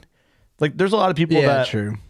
You got to think about it. Like if you scale it, there's probably a ton of people that are into hunting and like hunting, but they're not willing to like blow off things in their life, whatever it may be. Family gatherings. But anything, Right, anything, some guys might want to go watch football and they just, if they hunt, they have a free day, they'll go but they still like hunting. They still might watch a video if it's on or listen to a podcast, but they're just not ate up with it. Yeah, for sure. And I mean, it's even as simple as like, maybe they only get the weekend off, or like my dad, for example, he works a lot of overtime. So sometimes he only has like a Sunday off. And can you hunt Sunday where you're from? No. Bullshit. That's so stupid. That is the dumbest thing I think ever. they're slowly doing away with that. But regardless, like just. That pisses me off. So let's just say he has one. It does. But like he might have You don't even one live day a week to hunt, and what, God forbid, you have bad weather, or something. Yeah. So it's just like a lot of guys, they maybe they want to get out, but they just can't. They can't, and they kind of use. I think a lot of guys, well, we know from feedback, listen to the hunting podcast, get them through the day, which that's kind of why I see like we might as well fuck around and entertain it. Yeah. rather than being like, we're going to feed you some medicine today on how to hunt scrapes. Yeah. It's like, We've heard This is that. how you hang a rope scrape. Yeah, Yeah. we've heard that a million times. badass, Wait ain't a it? minute. Yeah. Pretty sick. Yeah. I just clicked on a video that you have showing your saddle setup and stuff just because I think it's neat. You're showing people what you use and how you use it. You got a lot of good stuff. What was the GoPro mount on your stabilizer? The thing looked awesome. Okay. Did you see that? No. The magnetic one. Yeah. It's a newer thing. It's from Painted Arrow, and I'm actually coming out with like a custom KMO one. So sick. stay Oh, tuned for that. shit. It's pretty awesome.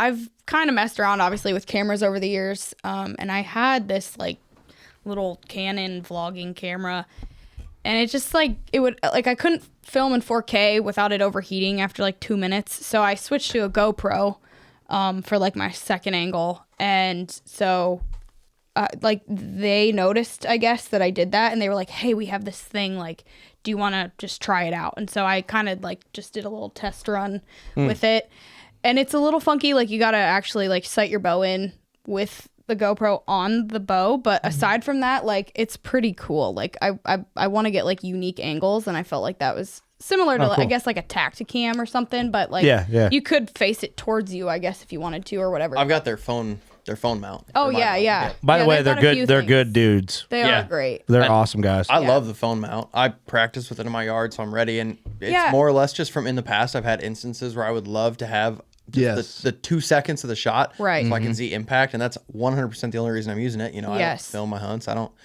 but it's I mean, Yeah. it's And really I have a lot affordable, of people that'll honestly. ask about like self-filming stuff, and it's just kind of like, what camera do I need and all this, and it's like, well, with this stuff you could just use your phone if you Yeah. wanted to, Yeah. or even just a Phones GoPro. nowadays, yeah.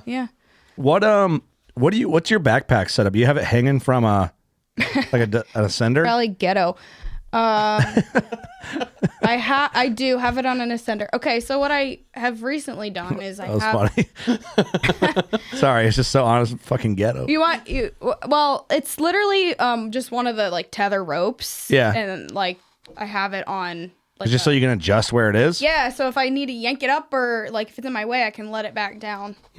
By the way, the Ropeman ones, it's been out for months now. Had a recall, Oh, good. and I had one of them, the orange ones.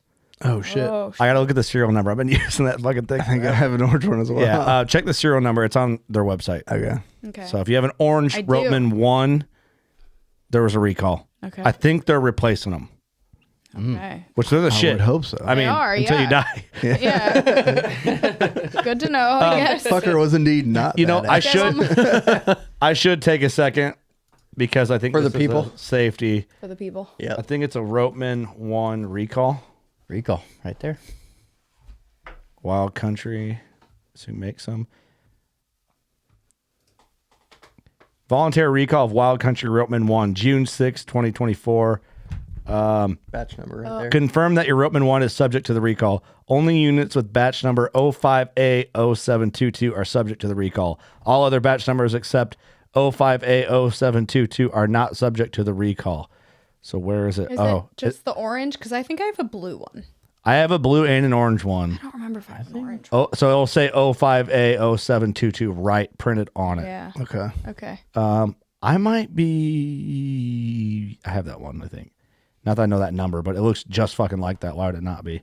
Yeah. Yeah, if you have that one, then It's I orange. probably have that one. Release date. But that says Eric, you might need 2000. to check too, because I guess you haven't used your saddle yet, but But honestly, no problems yet. good on them. I haven't died. But Wild Country, Yeah, I was gonna say Haven't I've died. been using that for years. yeah, and the Kong Ascender is pretty sick. I do have that. Yeah. They're sweet. And for the thinner rope. Yep. The 8mm ones or whatever. Yeah. That makes a big difference, actually. Oh, it really does. And just like packability. And they're a little lighter, but they're easier to like They're fold up. so much easier. The big ones kind of are obnoxious, really. I like the big one. Well, You would. to each their own. Yeah, hey, what do you think it's gonna be? You think you're gonna wear off your tattoo saddle hunting, having that Oh shit! diaper on? I gotta be careful. Zach. Yeah, I don't think you're gonna have a problem. Sliding Not gonna around wear in it off. Hopefully you're healed by then. It just never I need to heals. get it updated. Yeah. You sure it's all right? You're gonna get a butt infection. Yeah. It's all red and pussy. And you're It's like, fine. Is this okay? Put that Aquaphor on it. That's a good tip though, to have your pack on that. I always put a hook in. It's a pain in the ass. Yep. Yeah. No, I kind of have a little system that is my go-to system. And actually this year I added it's actually an 8mm rope that I cut at 25 feet or whatever. And the only problem is when you come back down, it's kind of an issue. But what I'll do is I'll take it up the tree with me, and then I'll attach it, and then I'll have the backpack at the bottom. And sometimes I have to climb down, but then I can just pull it up, and then I just cinch it the whole way up with the ascender on that rope. Oh. Just let the rest hang, and then I can double use that if I have to get back down as a safety rope. Like your lifeline. Like your lifeline. Sick. I see what you're saying. Instead of having to use the hip belt or whatever. So do you buy the 8mm rope and then put a loop end on it yourself? Yeah, and I just burn the end with a lighter, tie a knot, burn the end. Oh, sick idea. Yeah. I never thought about that because I'm a hook guy, but I guess on public you can't do that. You can kind of see the orange one. Yeah, I think that's no. Yeah, That's your- that is. That's your pole rope? Yeah, and you just yank everything up. Okay. Right up top. I like that with the 8mm rope though to hang your pack. Yes. So I like to do because when you're facing the tree as a left hand or a right-handed shooter, holding my bow in my left hand, I take because your right side's your weak side. I put my bow hook up high and put my pack to hide me Yes. on my weak side. Yep. So Well, you could. I don't because of my camera. I kind of having that at my hip roughly. That way, if I have to swing, but my backpack, I'll put right kind of at my feet level, so it kind of makes me blend up in the tree. I guess. Oh, okay. But yeah, on that side for sure. Oh, that's a good tip too.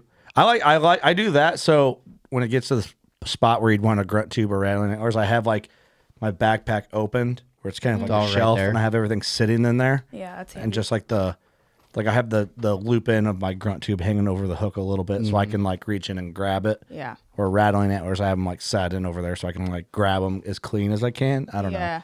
But yeah, I've always used my backpack to hide me, but I'm not rocking a camera arm. Yeah. So I have a very important question. Okay, I might have an answer. Do you shoot with your quiver on or off? On. Shit. Yep. Mostly out of convenience because I already have a lot kind of going on, so I don't want to have to find a spot to put it. Fucking saddle hunters. But yeah, I do leave it on. Gotta have the tool ready to go. Yeah, what if I need another arrow really fast? We're not doing it. Why don't you just let them talk about that for a minute, Kaitlyn? If you need another arrow really fast, it's just right there, right? It's right there. You have yours on, I'm assuming. Yeah. Lee disagrees with me, and actually, most of our listeners disagree with me. Yeah, I mean most people probably disagree, but I practice with it on. I never take it off, so I'm just used to Preach, shooting with it. Preach, girl. Doug, what do you do again? Quiver off. Yeah. Elmer Fudd disagrees, bitch. Well, he's just standing there. Elmer Fudd's a walking gun around. hunter. He's just walking around. Not anymore. He's a rabbit hunter. If he was in a tree, the quiver would be off. When he's hunting on asses, he's a bow hunter. Waiting for that rabbit to come out of the hole. That was the whole background premise of the whole Elmer Yep. Fudd on the butt. Yep. But I'm glad to hear you bow hunt correctly. That really backfired on me. I really anticipated Yeah, that you walked going right the into way. that. I wasn't expecting her. Oh, to okay. agree with me. What's your reasoning? It's not a big sail on the side of my bow. Catching a lot more wind. Are you hunting on super windy days? I hunt every opportunity I can, really. He's a windy guy. He likes to take 100-yard shots on Cape Buffalo.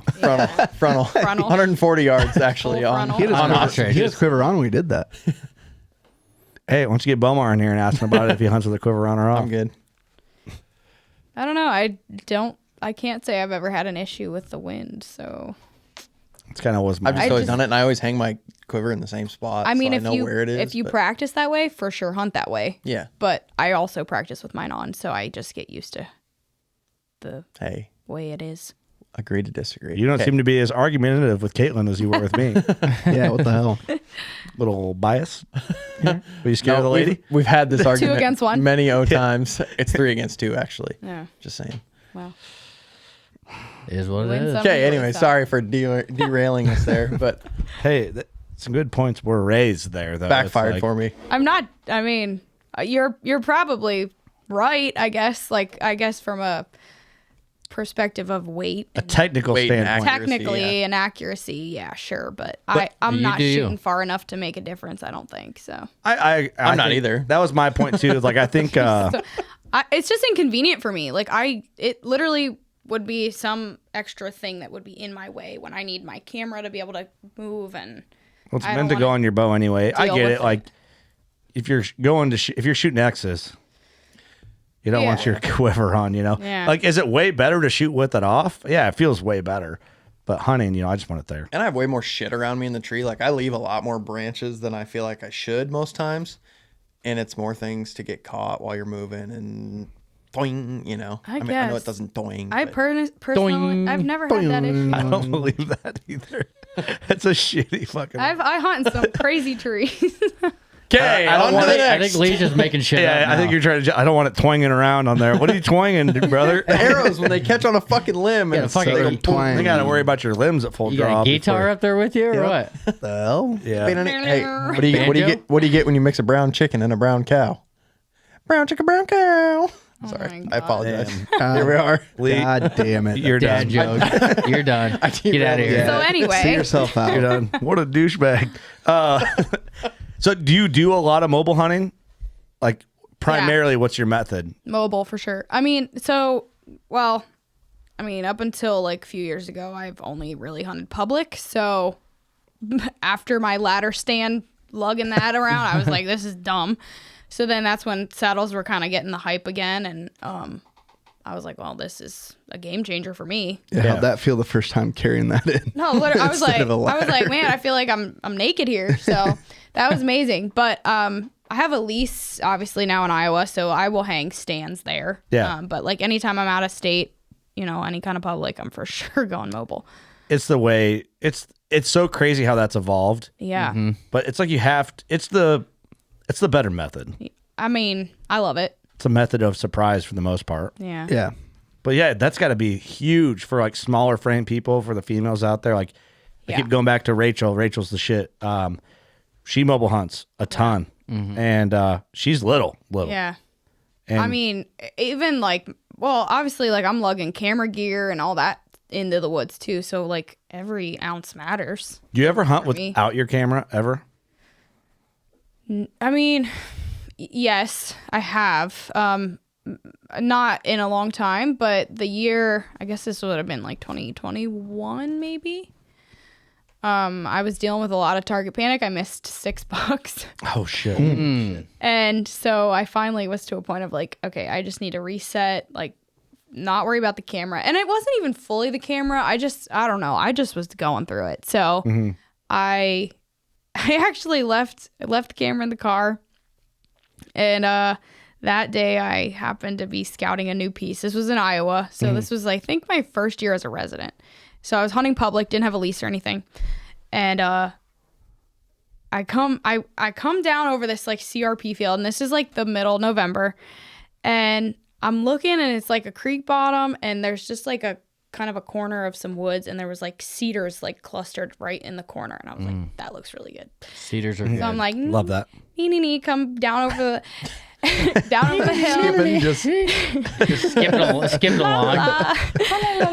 And I literally take one step into the cedars, and I just see like a flash of white like stand up, and I was like, and I like turn, and I just see probably like 150-inch buck just, and I was like, oh shoot, and my wind, so he's here, and my wind is like here, and I'm like, oh no, and he's just like staring at me. Like, it was windy enough. I don't think he just heard a step or something, and he like is just looking, and I'm like, okay, great. And so I like slowly get an arrow out, and I knock it, and I'm just like standing there ready, because I was like, he's gonna go downwind, obviously. Yeah, right.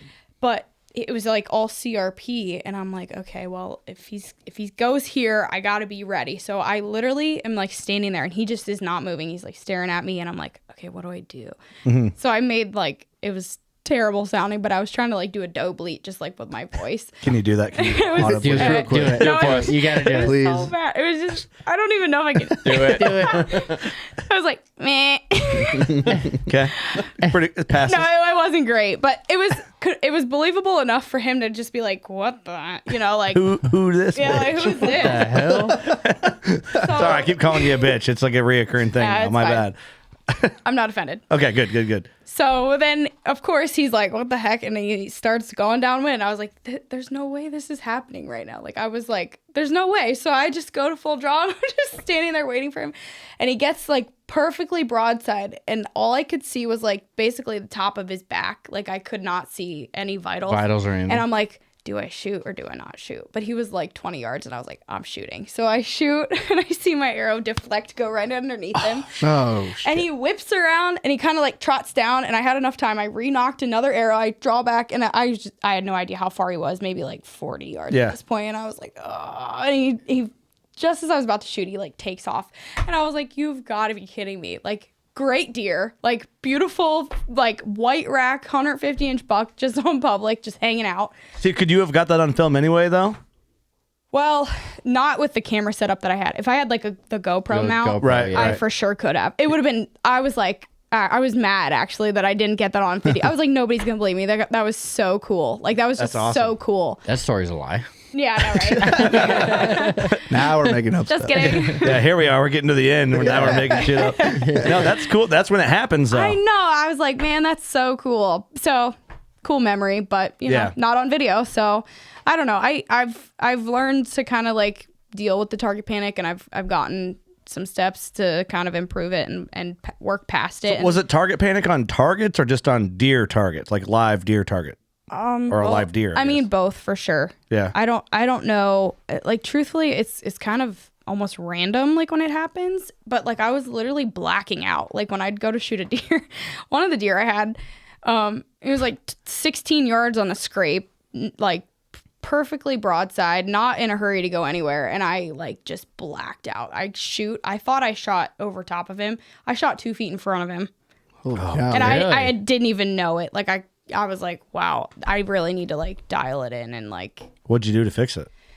So the biggest thing is blank bail. Like don't aim at a spot. Just have like even if you have to throw paper in front of your target, just literally very close. Just shoot the target. 5 yards, just shoot. And eventually, like, you know, you kind of get to a point where you can like step back another 5 yards, step back another 5 yards. You're just blank bailing. You're not aiming at anything. And so you do that like. So you putting tape over your often sight enough. or taking your sight off or? No, I leave my sight on, but I'll dial it to like just 15 yards or something and just like stand there and do it. And then I kind of get to a point where it's like, I'll get like, if I draw back and I feel like I'm like gonna punch it, like I will just let down. Come back. Don't let yourself buy into the panic. Yeah, don't let myself like buy into it. Just, just hold there, and I will like literally, which I also semi-practice this way in case I have to hold long on a deer, but like I will just hold it and hold it and hold it until I can like force myself to like relax. Like, it's okay. You know, you don't have to punch it, you don't have to rush it. And so I kind of just like, I just repeat the process. And the second I punch it, it's like, you have to go right back to square one and start over. It's a process, but it mentally forces you to like follow through with everything that you should be doing. Right. I wonder if like, and I mean, you could probably tell me, like switching your release up and stuff, does that help? Yeah, for sure. That was the first year that like Ultraview had the button. So I switched to that from just like a index thing. Night and day difference. Oh, like, really? Like actually, like I'm not just saying that. Like I love a thumb button. I probably won't hunt with anything else ever, truthfully. Yep. Same. Yeah. So I don't know if it's just like a mental like reset, like because your mechanics are a little Thinking bit about it different. different. I think it's a lot harder to punch a thumb. Yeah. I mean, you can still do it, but it's Yeah, I mean, yeah, if you're like, it is different. click, if you're, but that's reckless. You know you're doing that. Yeah. See, I'm shooting the Scott Hex, and I like it, but I wonder if like I need to like, I have 2 of them. I wonder if I just need to get them real close to each other as far as like the hinge length or the, well, I guess I don't know what would be the terminology. The moon, how I have it adjusted, tilted in there. Just get them close, Does it but click? different. Yeah, it clicks. Yeah. And then that way I'm not like, because I know the timing of my Hex. I've shot it for almost 10 years. Yeah. Been shooting since the same release since 2015. Yeah. So I wonder if I just need to either get my other one out, get as close as possible, but the timing's a touch off. Just like, do you punch it or like? No, I don't punch it. It's still a smooth thing, but like I can anticipate when it's gonna go. Right. Like, but I go also for a hunting situation. Yeah, it's you kind of want that a little bit. Yeah, it's a fine line. I like it I guess that's why some guys don't like a click, but I like a click because I like to squeeze to the click and then I know it's go time and then I follow through for a hunting situation. And that's all we have to really worry about. Right. It's the pressure of the moment. I don't know.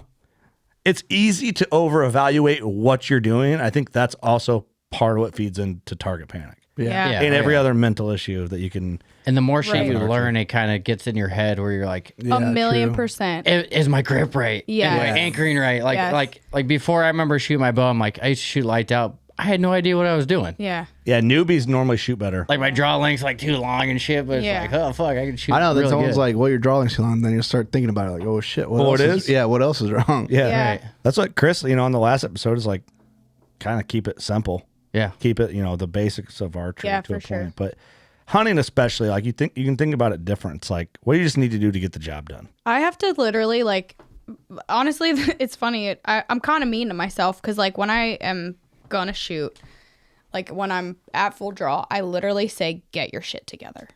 Yeah, that's fair Like, though. get it together. Like, it's okay. Like, if it doesn't work out, it's not the end of the world. Like, yeah, it might suck, but like, there's no reason to rush it. There's no reason to punch it. Like, you owe that to the animal as much as possible. Like, God forbid you don't shoot it. You could maybe have another opportunity, especially in Iowa. Now, honestly, maybe that has helped me because I don't feel like this is my opportunity, because I've definitely felt that way. Like in Pennsylvania, it's like you might see one deer that you're trying to shoot and you might not ever get that opportunity because your neighbor's going to shoot him tomorrow. Like, so I think a lot of that can play into it too. It's like if you feel rushed, if you feel like you have to make this work.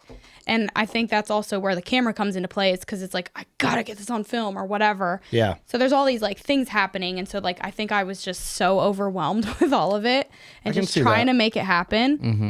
That I had to like reset myself. Yeah. You kind of get into like, don't fuck it up. Here it is. Don't mess this up. Yeah. And it kind of adds. Kind of got in your own head. So now I just tell myself like, it's okay if it doesn't happen. Slow down the game. Slow down the moment. Get it together. Yeah, for sure. I can see. Yeah. That's high pressure for sure. Well, it's like it's different because that's how I would think about it. Yeah. And I think most people think about it. Then it's like Jared Mills is in here. He's like, oh, I like the camera because it's a distraction from the pressure of the moment. And I'm like, interesting take. Yeah. That is an interesting take. But he's like a calm dude, probably always. He's wired different. He's very He's wired different. Yeah. Yeah. So I'm like, never thought about that part. Right. But then I watch his hunt and he's like messing with his camera and that buck's underneath him and he's like, yeah. I'm like, dude, fuck that camera, bro. He's adjusting the lighting. What are you doing? Yeah. He's like adjusting wheels and stuff on the back of that deal. So I'm like, dude, fuck that camera. We can see it. Kill the deer. Right, yeah. He's in frame. Just shoot him. Yeah. Yeah, screwdriver. You know? Yeah. A little creaky. Yeah. So WD-40. It's like one of those things. It's like, I respect the craft on both sides. True. Yep. But just that side of the craft's not for me. Right. Yeah. I'll choose the killing side of the craft over anything else. But yeah, it's hard to get. You can get in your own head very easy. I'm stealing your idea on that. The sender for your pack. I like that a lot. Yeah, it's nice. How long do you make that rope? Well, I mean, it just depends how high in the tree you get, because I have it like where it's, roughly right here and then just drop to the bottom of the tree. So like, I don't know, I cut it probably at 25 feet because that's about as high as I'll get average. Yeah. By the way, the reason why I brought that about a random, we're watching your video again. I saw it when you. It's got to be way better too, because those thin ropes everyone uses for a pole rope. Every time you put it back in your pack, it's just a rat's nest. Yeah, it's a rat's nest, and it hurts your hands like when you have cold hands or something, and it's like sliding through. So like, or how many times you light your bow down and you just like, yes, burn your hands. Yeah, burn your hands. Which I mean, do it every year. I mean, this does add a little weight, but like in the grand scheme of things, I think it's more convenient. Versus, way more convenient. Yeah, that's awesome. Yeah, I'm gonna implement that one. I think that's a cool thing about mobile hunting. Like, the more you do it, you kind of customize your setup. Fine-tune. There's so many People options. do everything so different. Well, it's cool. You learn something from your buddies. You do have the blue ascender. There you go. You're safe. You're safe. I'm not gonna die. Yeah. Well, until they throw another recall. But it's Whoa. I don't even know what video did we this say is. orange, red, and blue? Biggest buck. Oh yeah, this is the big one. But I didn't get great footage of him, but he is in there. You took our advice. Are you like That's really him? organized with? Yeah. That's it. It was a right forky. there. Nice. Are you like a really organized with your mobile stuff? Are you like it gets thrown in and when I get there I figure it out? No. Like do you pack it away the same at the end of I every try hunt? to, but that's because I'm hunting every single day, and like if I get unorganized, like I'm not gonna lie, I do take quite a lot of stuff with me, and like I sort of take a while to get fully set up. So like if I'm unorganized, it's gonna take me even longer. So are you So I getting try in to, the like- dark earlier to set up in the dark? Yes. And that way you can sit there quietly while it's Yes. still dark? Really? Especially, especially like early season, because I like to do that too, and then like you can take your time more. It's Yeah, better. It's not like I can't- need to get in the tree. Well, I it just can't- I'm makes a you darker feel, than dark kind of guy when Yeah. it comes to hunting. Yeah. I don't like feeling like I'm sweating and like Yes. rushing. Like I like to take my time. I feel like if you're just chill, quiet, calm, like you're probably gonna go a little, even if you're still doing stuff, you might be less noticed than if you're just like, trying to get up a tree. 100%. So I just take my time, and truthfully, like there's a few times that I've had deer like kind of come under me if I'm setting up, but it's really like so minimal that I prefer to just Yeah. There's take no my better time. feeling like if you get in there early and it's still dark and you can hear Yes. deer moving underneath you. You're Yes. like, okay. You're thinking about what kind of morning you're going to have? I'm like, I'm you're in. like, you're in it. I'm in it. Yeah. See, I wish I was more meticulous. Now I am sometimes, but like I feel like when it gets dark, I get down. I'm like, I need to get out of here as fast as possible and not make any noise. So everything kind of gets jumbled together. I take like this whole table and just push it. But then I'm not saying that I won't when I get home on the tailgate That's of my what I truck. do. Yeah. It kind of is part of like my excitement for the next morning. It's like, all right, I'm gonna go in, wrap everything up, strap everything back down how it needs to be. Get That's this, the move. tuck everything. Okay, the release is in its Yes. pocket. Like that's kind of like the pregame of like, all right, we're gonna be good in the morning. I got everything. So I'm the most unorganized person you'll ever meet. I'm Rammy. I'm Rammy with my mobile Like the first sit of the season, everything's organized, nice. before you even hunted. Before I even like I'm going out for the first time, everything's nice, neat in my pack. From The rest then of the on out, season, it's a shit show and a half. See, I'm the same way. I'm the opposite, because I feel like the first like day or two, it's like I'm like, oh, I forgot that thing. Like I need that thing, because I'm just like getting back into the groove. Yeah. But then once I have it down, it's like, okay, this thing goes in this pouch. I need to do that, because then I can easily find it. Yeah, I'm meeting you guys halfway on both of that. Like my release. So we use that K's pack from Trophy Line, and there's that top zipper, the short, shallow top zipper. Release always in there. Yep. Yep. Yes. Always in the shallow top zipper. At least the most important things, like release. I gotta grab it right fucking now, you Yes. know. And then the flashlight, the headlamp is always in the same pocket. Yep. So when I go to reach in the dark, there it is. Yeah. See, my release always goes bino harness. mine does too. Oh really? Yeah, mine goes in the side pouch of my bino harness. That's So fair. I don't wear a bino will never harness in the forget tree. my bino What? harness. How do you look at stuff? Where do you where your binos go? Usually like right on top of my backpack. That's not bad They either. fall. It's kind of, well, I got boobs. You guys don't. Good so point. it's kind of Valid. like sits off of think me. about How close-minded of us. Hey, I did not think of that That's at a great all. It's point. awkward because they're Yeah. like, they don't lay flat. So they're like, Okay, I don't know, listen, I you don't just gotta brag feel- about your tits here No. in front. Okay. We get it. We get it. All right, you're making this weird. I don't think it's that weird, but okay. See, well, I wonder what Rachel would do. Here, I'm texting her right now. I don't know. Just call her. I'm just gonna be like, do your boobs get in the way of your bino harness? I mean, I'll wear, like if I'm out west, like antelope or something, I'll wear a bino harness. But in the tree, it's too much. Oh, this is the big deer. Is this him? Yeah, you don't see him too great. Did you see that flyer? Ooh. It's a double flyer, isn't Oh it? my God, I'm so sick. Why? Because this just was a giant. Oh. You can't even see him that great. And actually, what's funny is this is public, but I've had 2 years of history with him. I was trying flyer to is so kill cool. him. But it was early season, and where I would... Oh, He gone. Yeah, Look at he's that gone. frame in the dark in that low light. dude. Yeah, I know. My video is not great, but I just puked. he, the tree that I was in was That super, pisses me off. super low. like in a lot of branches, like doing this. And so obviously you can see all the leaves are still on. So I was awkwardly, like this was the first year I saddle hunted, so I wasn't savvy with it. And so like I was trying to turn to face him because I thought he was going to come out on this trail like 20 yards this way, and he came right under me. And so if you would have had your quiver off, it'd have been easier to sneak next. It wasn't the quiver. It was the cam on the top. Saying, you're twanging off them leaves. It was. If you had a crossbow, dead. If I had a rifle. Yeah, if you had a rifle. But yeah. You've been shooting a beast broadhead. You could have hit that thing. Oh, I'm God. just kidding. Sorry. Yeah. Anyway, big heartbreaker. I cried. What a bummer. I don't blame you, though. That's justifiable. Rachel hasn't responded, and it might be because I just sent her the most out-of-pocket text of all time. She's going to be like, what? Do your boobs get in the way of your vinyl harness? Legit. I did say, hey, podcast with Kaitlyn. Do your boobs get in the way of the vinyl harness? Oh, I thought it was just boobs, vinyl harness. Vinyl harness, yay or nay? Question mark. Yes or no. Don't ask questions. No, I didn't say that. Funny combo. Never thought about that. See? I didn't either. Another difference between male and females. Yeah, Just, exactly. We don't think about it. This is why I need to start talking about gear because... Well, Rachel tried starting a thing on the Bowhunters page with women. She has an all-female chat from the Working Class Bowhunters group, which I was like, good luck, bitch. There ain't no chicks in here. And she said she's got a really rad group going with some badass chicks in it. That's cool. So she said they're all talking about gear and all this. There's some stuff in the works. So pretty cool. They got like she's kind of like fronting a community there within all our reckless community that we have. Yeah, I'll have to join it. Yeah, get on in there. Make sure you answer the questions. Yeah. Yeah, answer the questions in the group. Otherwise, you ain't getting in. Boot your ass. Which is hilarious. We got somebody that I think is honestly a great dude in the Facebook group.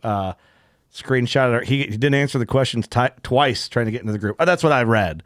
Yeah. And he, I think he's probably joking, but it looks like he's throwing shade on our group. But I saw what he said. I'm like, I don't think you could get along in that group anyway, brother. If you already have a problem about not getting in because you didn't answer the questions. Yeah. Right. You're one of them. I'll just leave it at that.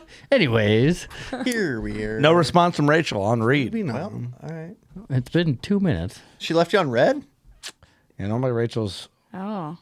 She's probably thinking about it. Like, what? It's like, what the hell? Andy, look what Kurt just texted me. Why do you think he asked me this? No, I gave her some background. But we'll never know. Yeah. We have nothing to do but to believe you. Yeah. We believe you. It's a thing. Yeah. It's awesome. It makes sense. It does make sense now that you think about it. Well, All right. Yeah. Sorry, I was changing the subject hard. Yeah, it's fine. We were lingering on it, and there was too much dead air thinking about it. Because now we're all thinking about boobs. Yeah, that's quit why. talking about Sorry. it. All right. Until Rachel texts me back, they'll bring it back up. Yeah. But all right. So, do you have to close out some of the closing questions here? Do you have a whitetail goal or like set goals for whitetail season? Like this year or This coming season, or in general, both. But I mean, yeah. Well, obviously Pennsylvania is one goal. Like I for sure want to just shoot a deer back in my home state. But I have a deer that I have been watching since he was 2 and he's now 5. Who I would love to shoot because I've never watched a deer that long. Yeah. In progression, there's deer I've had history like a year or 2 with, but not 3+ years. that's a lifetime Not for that a deer. long, Yeah. Yeah. So that would be really cool to make that happen. And I think I can. I think. Like, yeah, you can. You got I'm this. I'm I think I relatively can. I confident think I can. because I've been paying attention to him this whole time. So he's at least up until now he's been on a pattern. So cool. I think it could happen. That's exciting. So and he's very large. That's the one I showed you earlier. Oh, so. does he have a name? Are we naming this guy? No, I mean he has a lame generic Big Ten name. That's all right. But he's not a 10 anymore, so he maybe needs a new name. I don't know. But Can we name him? you Elmer. can't. I think it's bad juju to Elmer rename. Fudd. I think it's bad juju to rename a deer. I don't know. That's made up. Yeah. I don't I've know. never renamed one. Yeah, so you don't know. Mine have generic names until they make a substantial jump and have a reason to have a name. Yeah, he really was just a 10 forever. They got to earn their name. Yeah. He's gonna name I've got one that's Elmer. been the heavy If you're 8 like, forever, wow, it's but like, now oh, it's Cucumber. Doug's got That's his name tattoo Elmer Fudd on his ass. Dog's ass. Long story. Yeah. But yeah, Shit. he'd be cool to shoot. You have a. Is it you that have a deer? No, Scotty has a deer he named after me. Oh, really? Yeah, he's like, I got to kill Curtis. I'm like, what the fuck, bro? Yeah. What? Okay. Question mark? My kids named a buck and that we saw from the truck, Big Taco, Oh my god. which is fucking hilarious. That's a great name. I'm like, That's a great that's name. awesome. And then Clyde wants to change his name to Chicken Butt. I'm like, well, that doesn't make sense. We'll yeah. That's what you're trying to do. go Big Taco. Okay. What's your favorite name you've ever had for a deer? The one I killed 2 years ago, Swoops. Swoops. Swoops is cool. His main beams, like literally swooped up, and they were like level with the rest of his tines. Oh, like a bobsled. Yeah, it was That's really cool. cool. That is awesome. So Damn. Swoops. Coolest you, name, Creepy. Yeah. Creepy. Yeah. That was like the Creepy? first deer I named. Like, Yep. but I spelled it like a douchebag, CRIPI, just to be different. Yeah. Okay. Yeah. Nice. Creepy was my first. That was my first like named buck that Yep. I shot in 2018. Nice. So, what about you, Dougie? Deer names are overrated, but they're so fun. One that Yeah, actually they really are. one that actually killed was Krabby, but Chief Keef, the one that got away. Rapper names on deer is Yeah, sick. Chief Keef was a good one. Oh, dude, I'm It's on my naming. neighbor's wall somewhere. I got 2 deer that I'm naming rap names. Nice. What rap names? Let's think of that real quick. Okay, so I got one Freakazoid, the one that you wouldn't call Alien. Oh No, yeah, I called him E.T. ET, Alien. E.T. ET's not bad. You know what? E.T. Cool. Yeah. We're calling him Kodak. Because he's extra. Oh, because his hair is like crazy. We're gonna call him Kodak. Yeah. Yeah. That's a good one. There it is. Nice. That's a fun one. If I'm gonna have to say it all goddamn season, I want it to be fun. Yeah. And Yeah. then what could the other one be? The one with the with the stuff without giving out any details. one with the, That's how paranoid we are. I couldn't do video. I'm very paranoid. No, the thing is, like, even the deer I was trying to kill last year, like, I didn't even really film him. Yeah. Well, I mean, I filmed him, but I didn't post anything about him because I didn't shoot him. Don't blame you though. Yeah. I don't blame you at all. Nowadays, No, literally. And people are mean about big deer. they're mean. I don't need a poacher. And, like, I've had stalkers. So, like, God forbid. You like, have? Yes. God forbid somebody drives past the deer Ew. that I, like, post and then they know where I'm at, you know? Yeah. I What don't do you need mean that. you've had stalkers? I've had stalkers. Like follow you around and Yes. shit? Like physically? Yes, I've had to go to the cops and say, I think Oh, my shit. car is being tracked. For real? Swear to God. Was it? Bro. They didn't find anything, so I guess not. But yeah, That's creepy. like Hey, this listen. this was public, but still, yeah. If any ladies out there want to stalk us, just hit us up. Here's my phone think it number, my works that way. address. Yeah. Yeah, here's where I park my car. If you want to put an air tag on it. Yeah. See, You can't. Different world. We don't have to worry about that shit. It is different. How many stalkers have you had that you know about? Well, just the one, but enough. That's enough. That was enough. That's enough. Yeah. That is true. She haven't mean, found out about one's you yet, enough. Doug, until One, now. I'm just one kidding. for sure. You have Yeah. a girlfriend. I can't make them jokes anymore. Yeah. Yeah, one for sure, and then obviously creepy guys just happen all the time. Yeah. But On the interwebs. yeah. What's no, that no, like? in real life. Oh, in real life. Oh, in real life. For You ever sure. have any creepy dudes at like shows, trade shows come up? all the time. That's like all it is. That's all it is. Just dudes like us. Walking around. Hey, Kaitlyn. How are you? No, literally. I mean, don't get me wrong. It's cool to meet people, but yeah, there's definitely some interesting characters out there. Of course, Oh, yeah. yeah. Still driving the Impala? Literally, that's what they say, and I'm like, no. Hey, listen. Kurt. I didn't. It was Kurt. It's like the guy has a Yeah. neck tattoo. He breathes heavy and he's creepy as fuck. Kurt That's actually, CRIPI. Kurt actually bought the Impala. Yeah. I used to own it. I mean, I do have it. It's just sitting in my driveway. If anybody wants to take it, I'm sick of looking at it. I'll buy it and put donk wheels on it. I want to sell it to someone who just wants it for like a demo derby car or something because I think it'd be cool. I did that. We had that Malibu, that Chevy Malibu. I sold it to a dude and he jumped it and then they blew it up and stuff. Same thing, like That's same awesome. same year as yours. Yeah, Everything. it's amazing. Well, Rachel didn't respond to my boobs text, so I'm gonna let that one slide. But well, good luck to you. I hope you. Does he have a name? Can we name him? You can name him if you want. We got to go with a rapper name. Yeah, well, it's then you got to it's say a gotta be- rapper name on your It's content. got to be cool. Like it. I don't know. You can't rush into a name on a deer. I know that's. the Let's not problem. rush it. I mean, he's unique, but there's nothing like. Do you have any nieces or nephews or anything? No. Yeah. Kids naming deer It's is fun to funny. I let my kids name my deer. I've had a cupcake. I've had a nanner. I've had That is cool. cucumber. You have an octopus yet? No. Just checking. Not yet. Nope. Lee's kid called an octopus an octopussy, which is So we got hilarious. all these tattoos this weekend, Yeah. and Leah Chandler got an octopus on her arm, and I was showing my wife and my 3-year-old son a picture of the tattoos, and I scrolled across it, and the second it scrolled to Leah's, he goes, "Hey, look, octopussy," and I'm like, "Oh no!" Hell yeah. Kids are the best.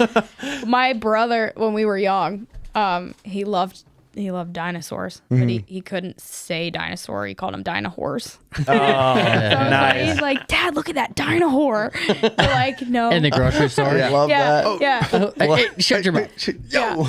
I really Put love that. Yeah, it was hilarious. And that's to the me, that's moments just as an old whore. Yeah. Those are the moments as a parent you just have to laugh. And Oh, it's you like, do. And then What of do you course we say? laugh, and then he's going, "Octopusy, yeah, octopusy." yeah. Yeah. It's like, God dang it, kid! Come on, stop. That's hilarious. I love that. Yeah. Well, where can people find you? All over. Okay. Oh, on She's had stalkers. Okay. yeah, all right. stalkers, yeah, Where can people find your online? Okay.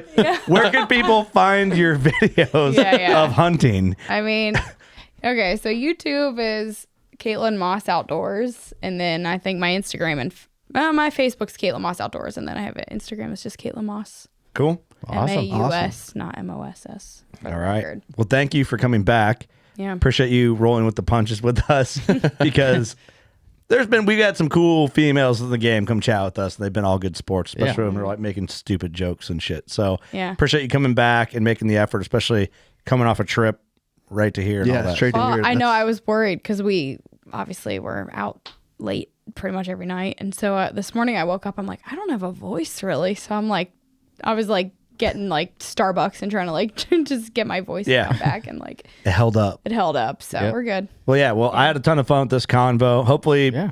people got something out of it, and we'll just touch base with you guys and do a checkup after season. Because after this, I have a feeling you're gonna have no free time until you tag out. Or Yeah, that's actually why like my friend and I did our girls trip. Like, I mean, we always do a girls trip every year this time of year, and I call it my pre deer season girls trip because like we don't see each other for like basically till next year. yeah, so, Right. for sure. So I'll be busy for sure. Well, then stack on shows and all the stuff you got to do, Yeah, and there it is. So, All the fun it's stuff. nonstop. well, cool. Well, you're killing it. Thank you. Congratulations on the success. Yep. Thanks. Keep it I going. know you're going to keep grinding. So best of luck to you. Kill whatever you end up naming that deer. Yeah. Let the name him Elmer if you get I him. kind of like it. Elmer's kind of rad. That was pretty sick. After Doug's ass. Yeah. Doug. Pretty rad deer, rad ass. Call him Left Cheek. Lefty. Oh, lefty. There we That'd be go. a good name for your buck. Old cheeky. Oh yeah, Lefty. Ooh. That's a good one. Or just call him Elmer. Larry. Because he's pretty fuddy. Take a Larry. Larry. Okay. I had a Larry. Fudd. You did? See, I may want to name that buck Kodak Fred. I was like, well, it doesn't make sense. Yeah. But maybe, It doesn't have to make sense. It's some. Yeah, Where's it's the fun to fun- have it not make sense. Bring back the cool names like Big Taco. yeah, Big Taco. Where you at? Get creative. What are you, Fred? What are you, 5? Oh yeah. you got up there. Yeah. What are you, 5? Yeah. Get it together. Fred. Exactly. Well, cool, Doug. What do you got, brother? Nothing. Thanks for coming and congratulations and good luck Thank you. this season. Thanks. Colt leader. Yeah, it was nice to have you in here. I think there's a lot of women that are, can get a lot from watching your page, and a lot of smaller men. If you're talking like Garrett. Little guys. If Garrett Garrett's listening. Short king. if you're Short talking king. That's clothing worse. and whatnot, Yeah. Garrett, For sure. that's funny. You come out the Short King clothing line. But yeah, thanks for coming. Thanks for Yeah. putting up with our shit. Yeah. For Yeah, sure. thanks for coming. Keep killing it. Trying. I'm gonna start a new brand called Short King Safaris. There you go. Short King camo. Specialize in size 26 jeans or whatever the fuck. It's just youth camo resold. Just rebranded it with a shitty embroidery on it. Yeah, King on I'm an entrepreneur. Look out. Genius. Thank you so much. Yeah. Thanks for having me. Thanks everybody for tuning in, watching, listening. You know what to do. Go shoot your bow. Get out there.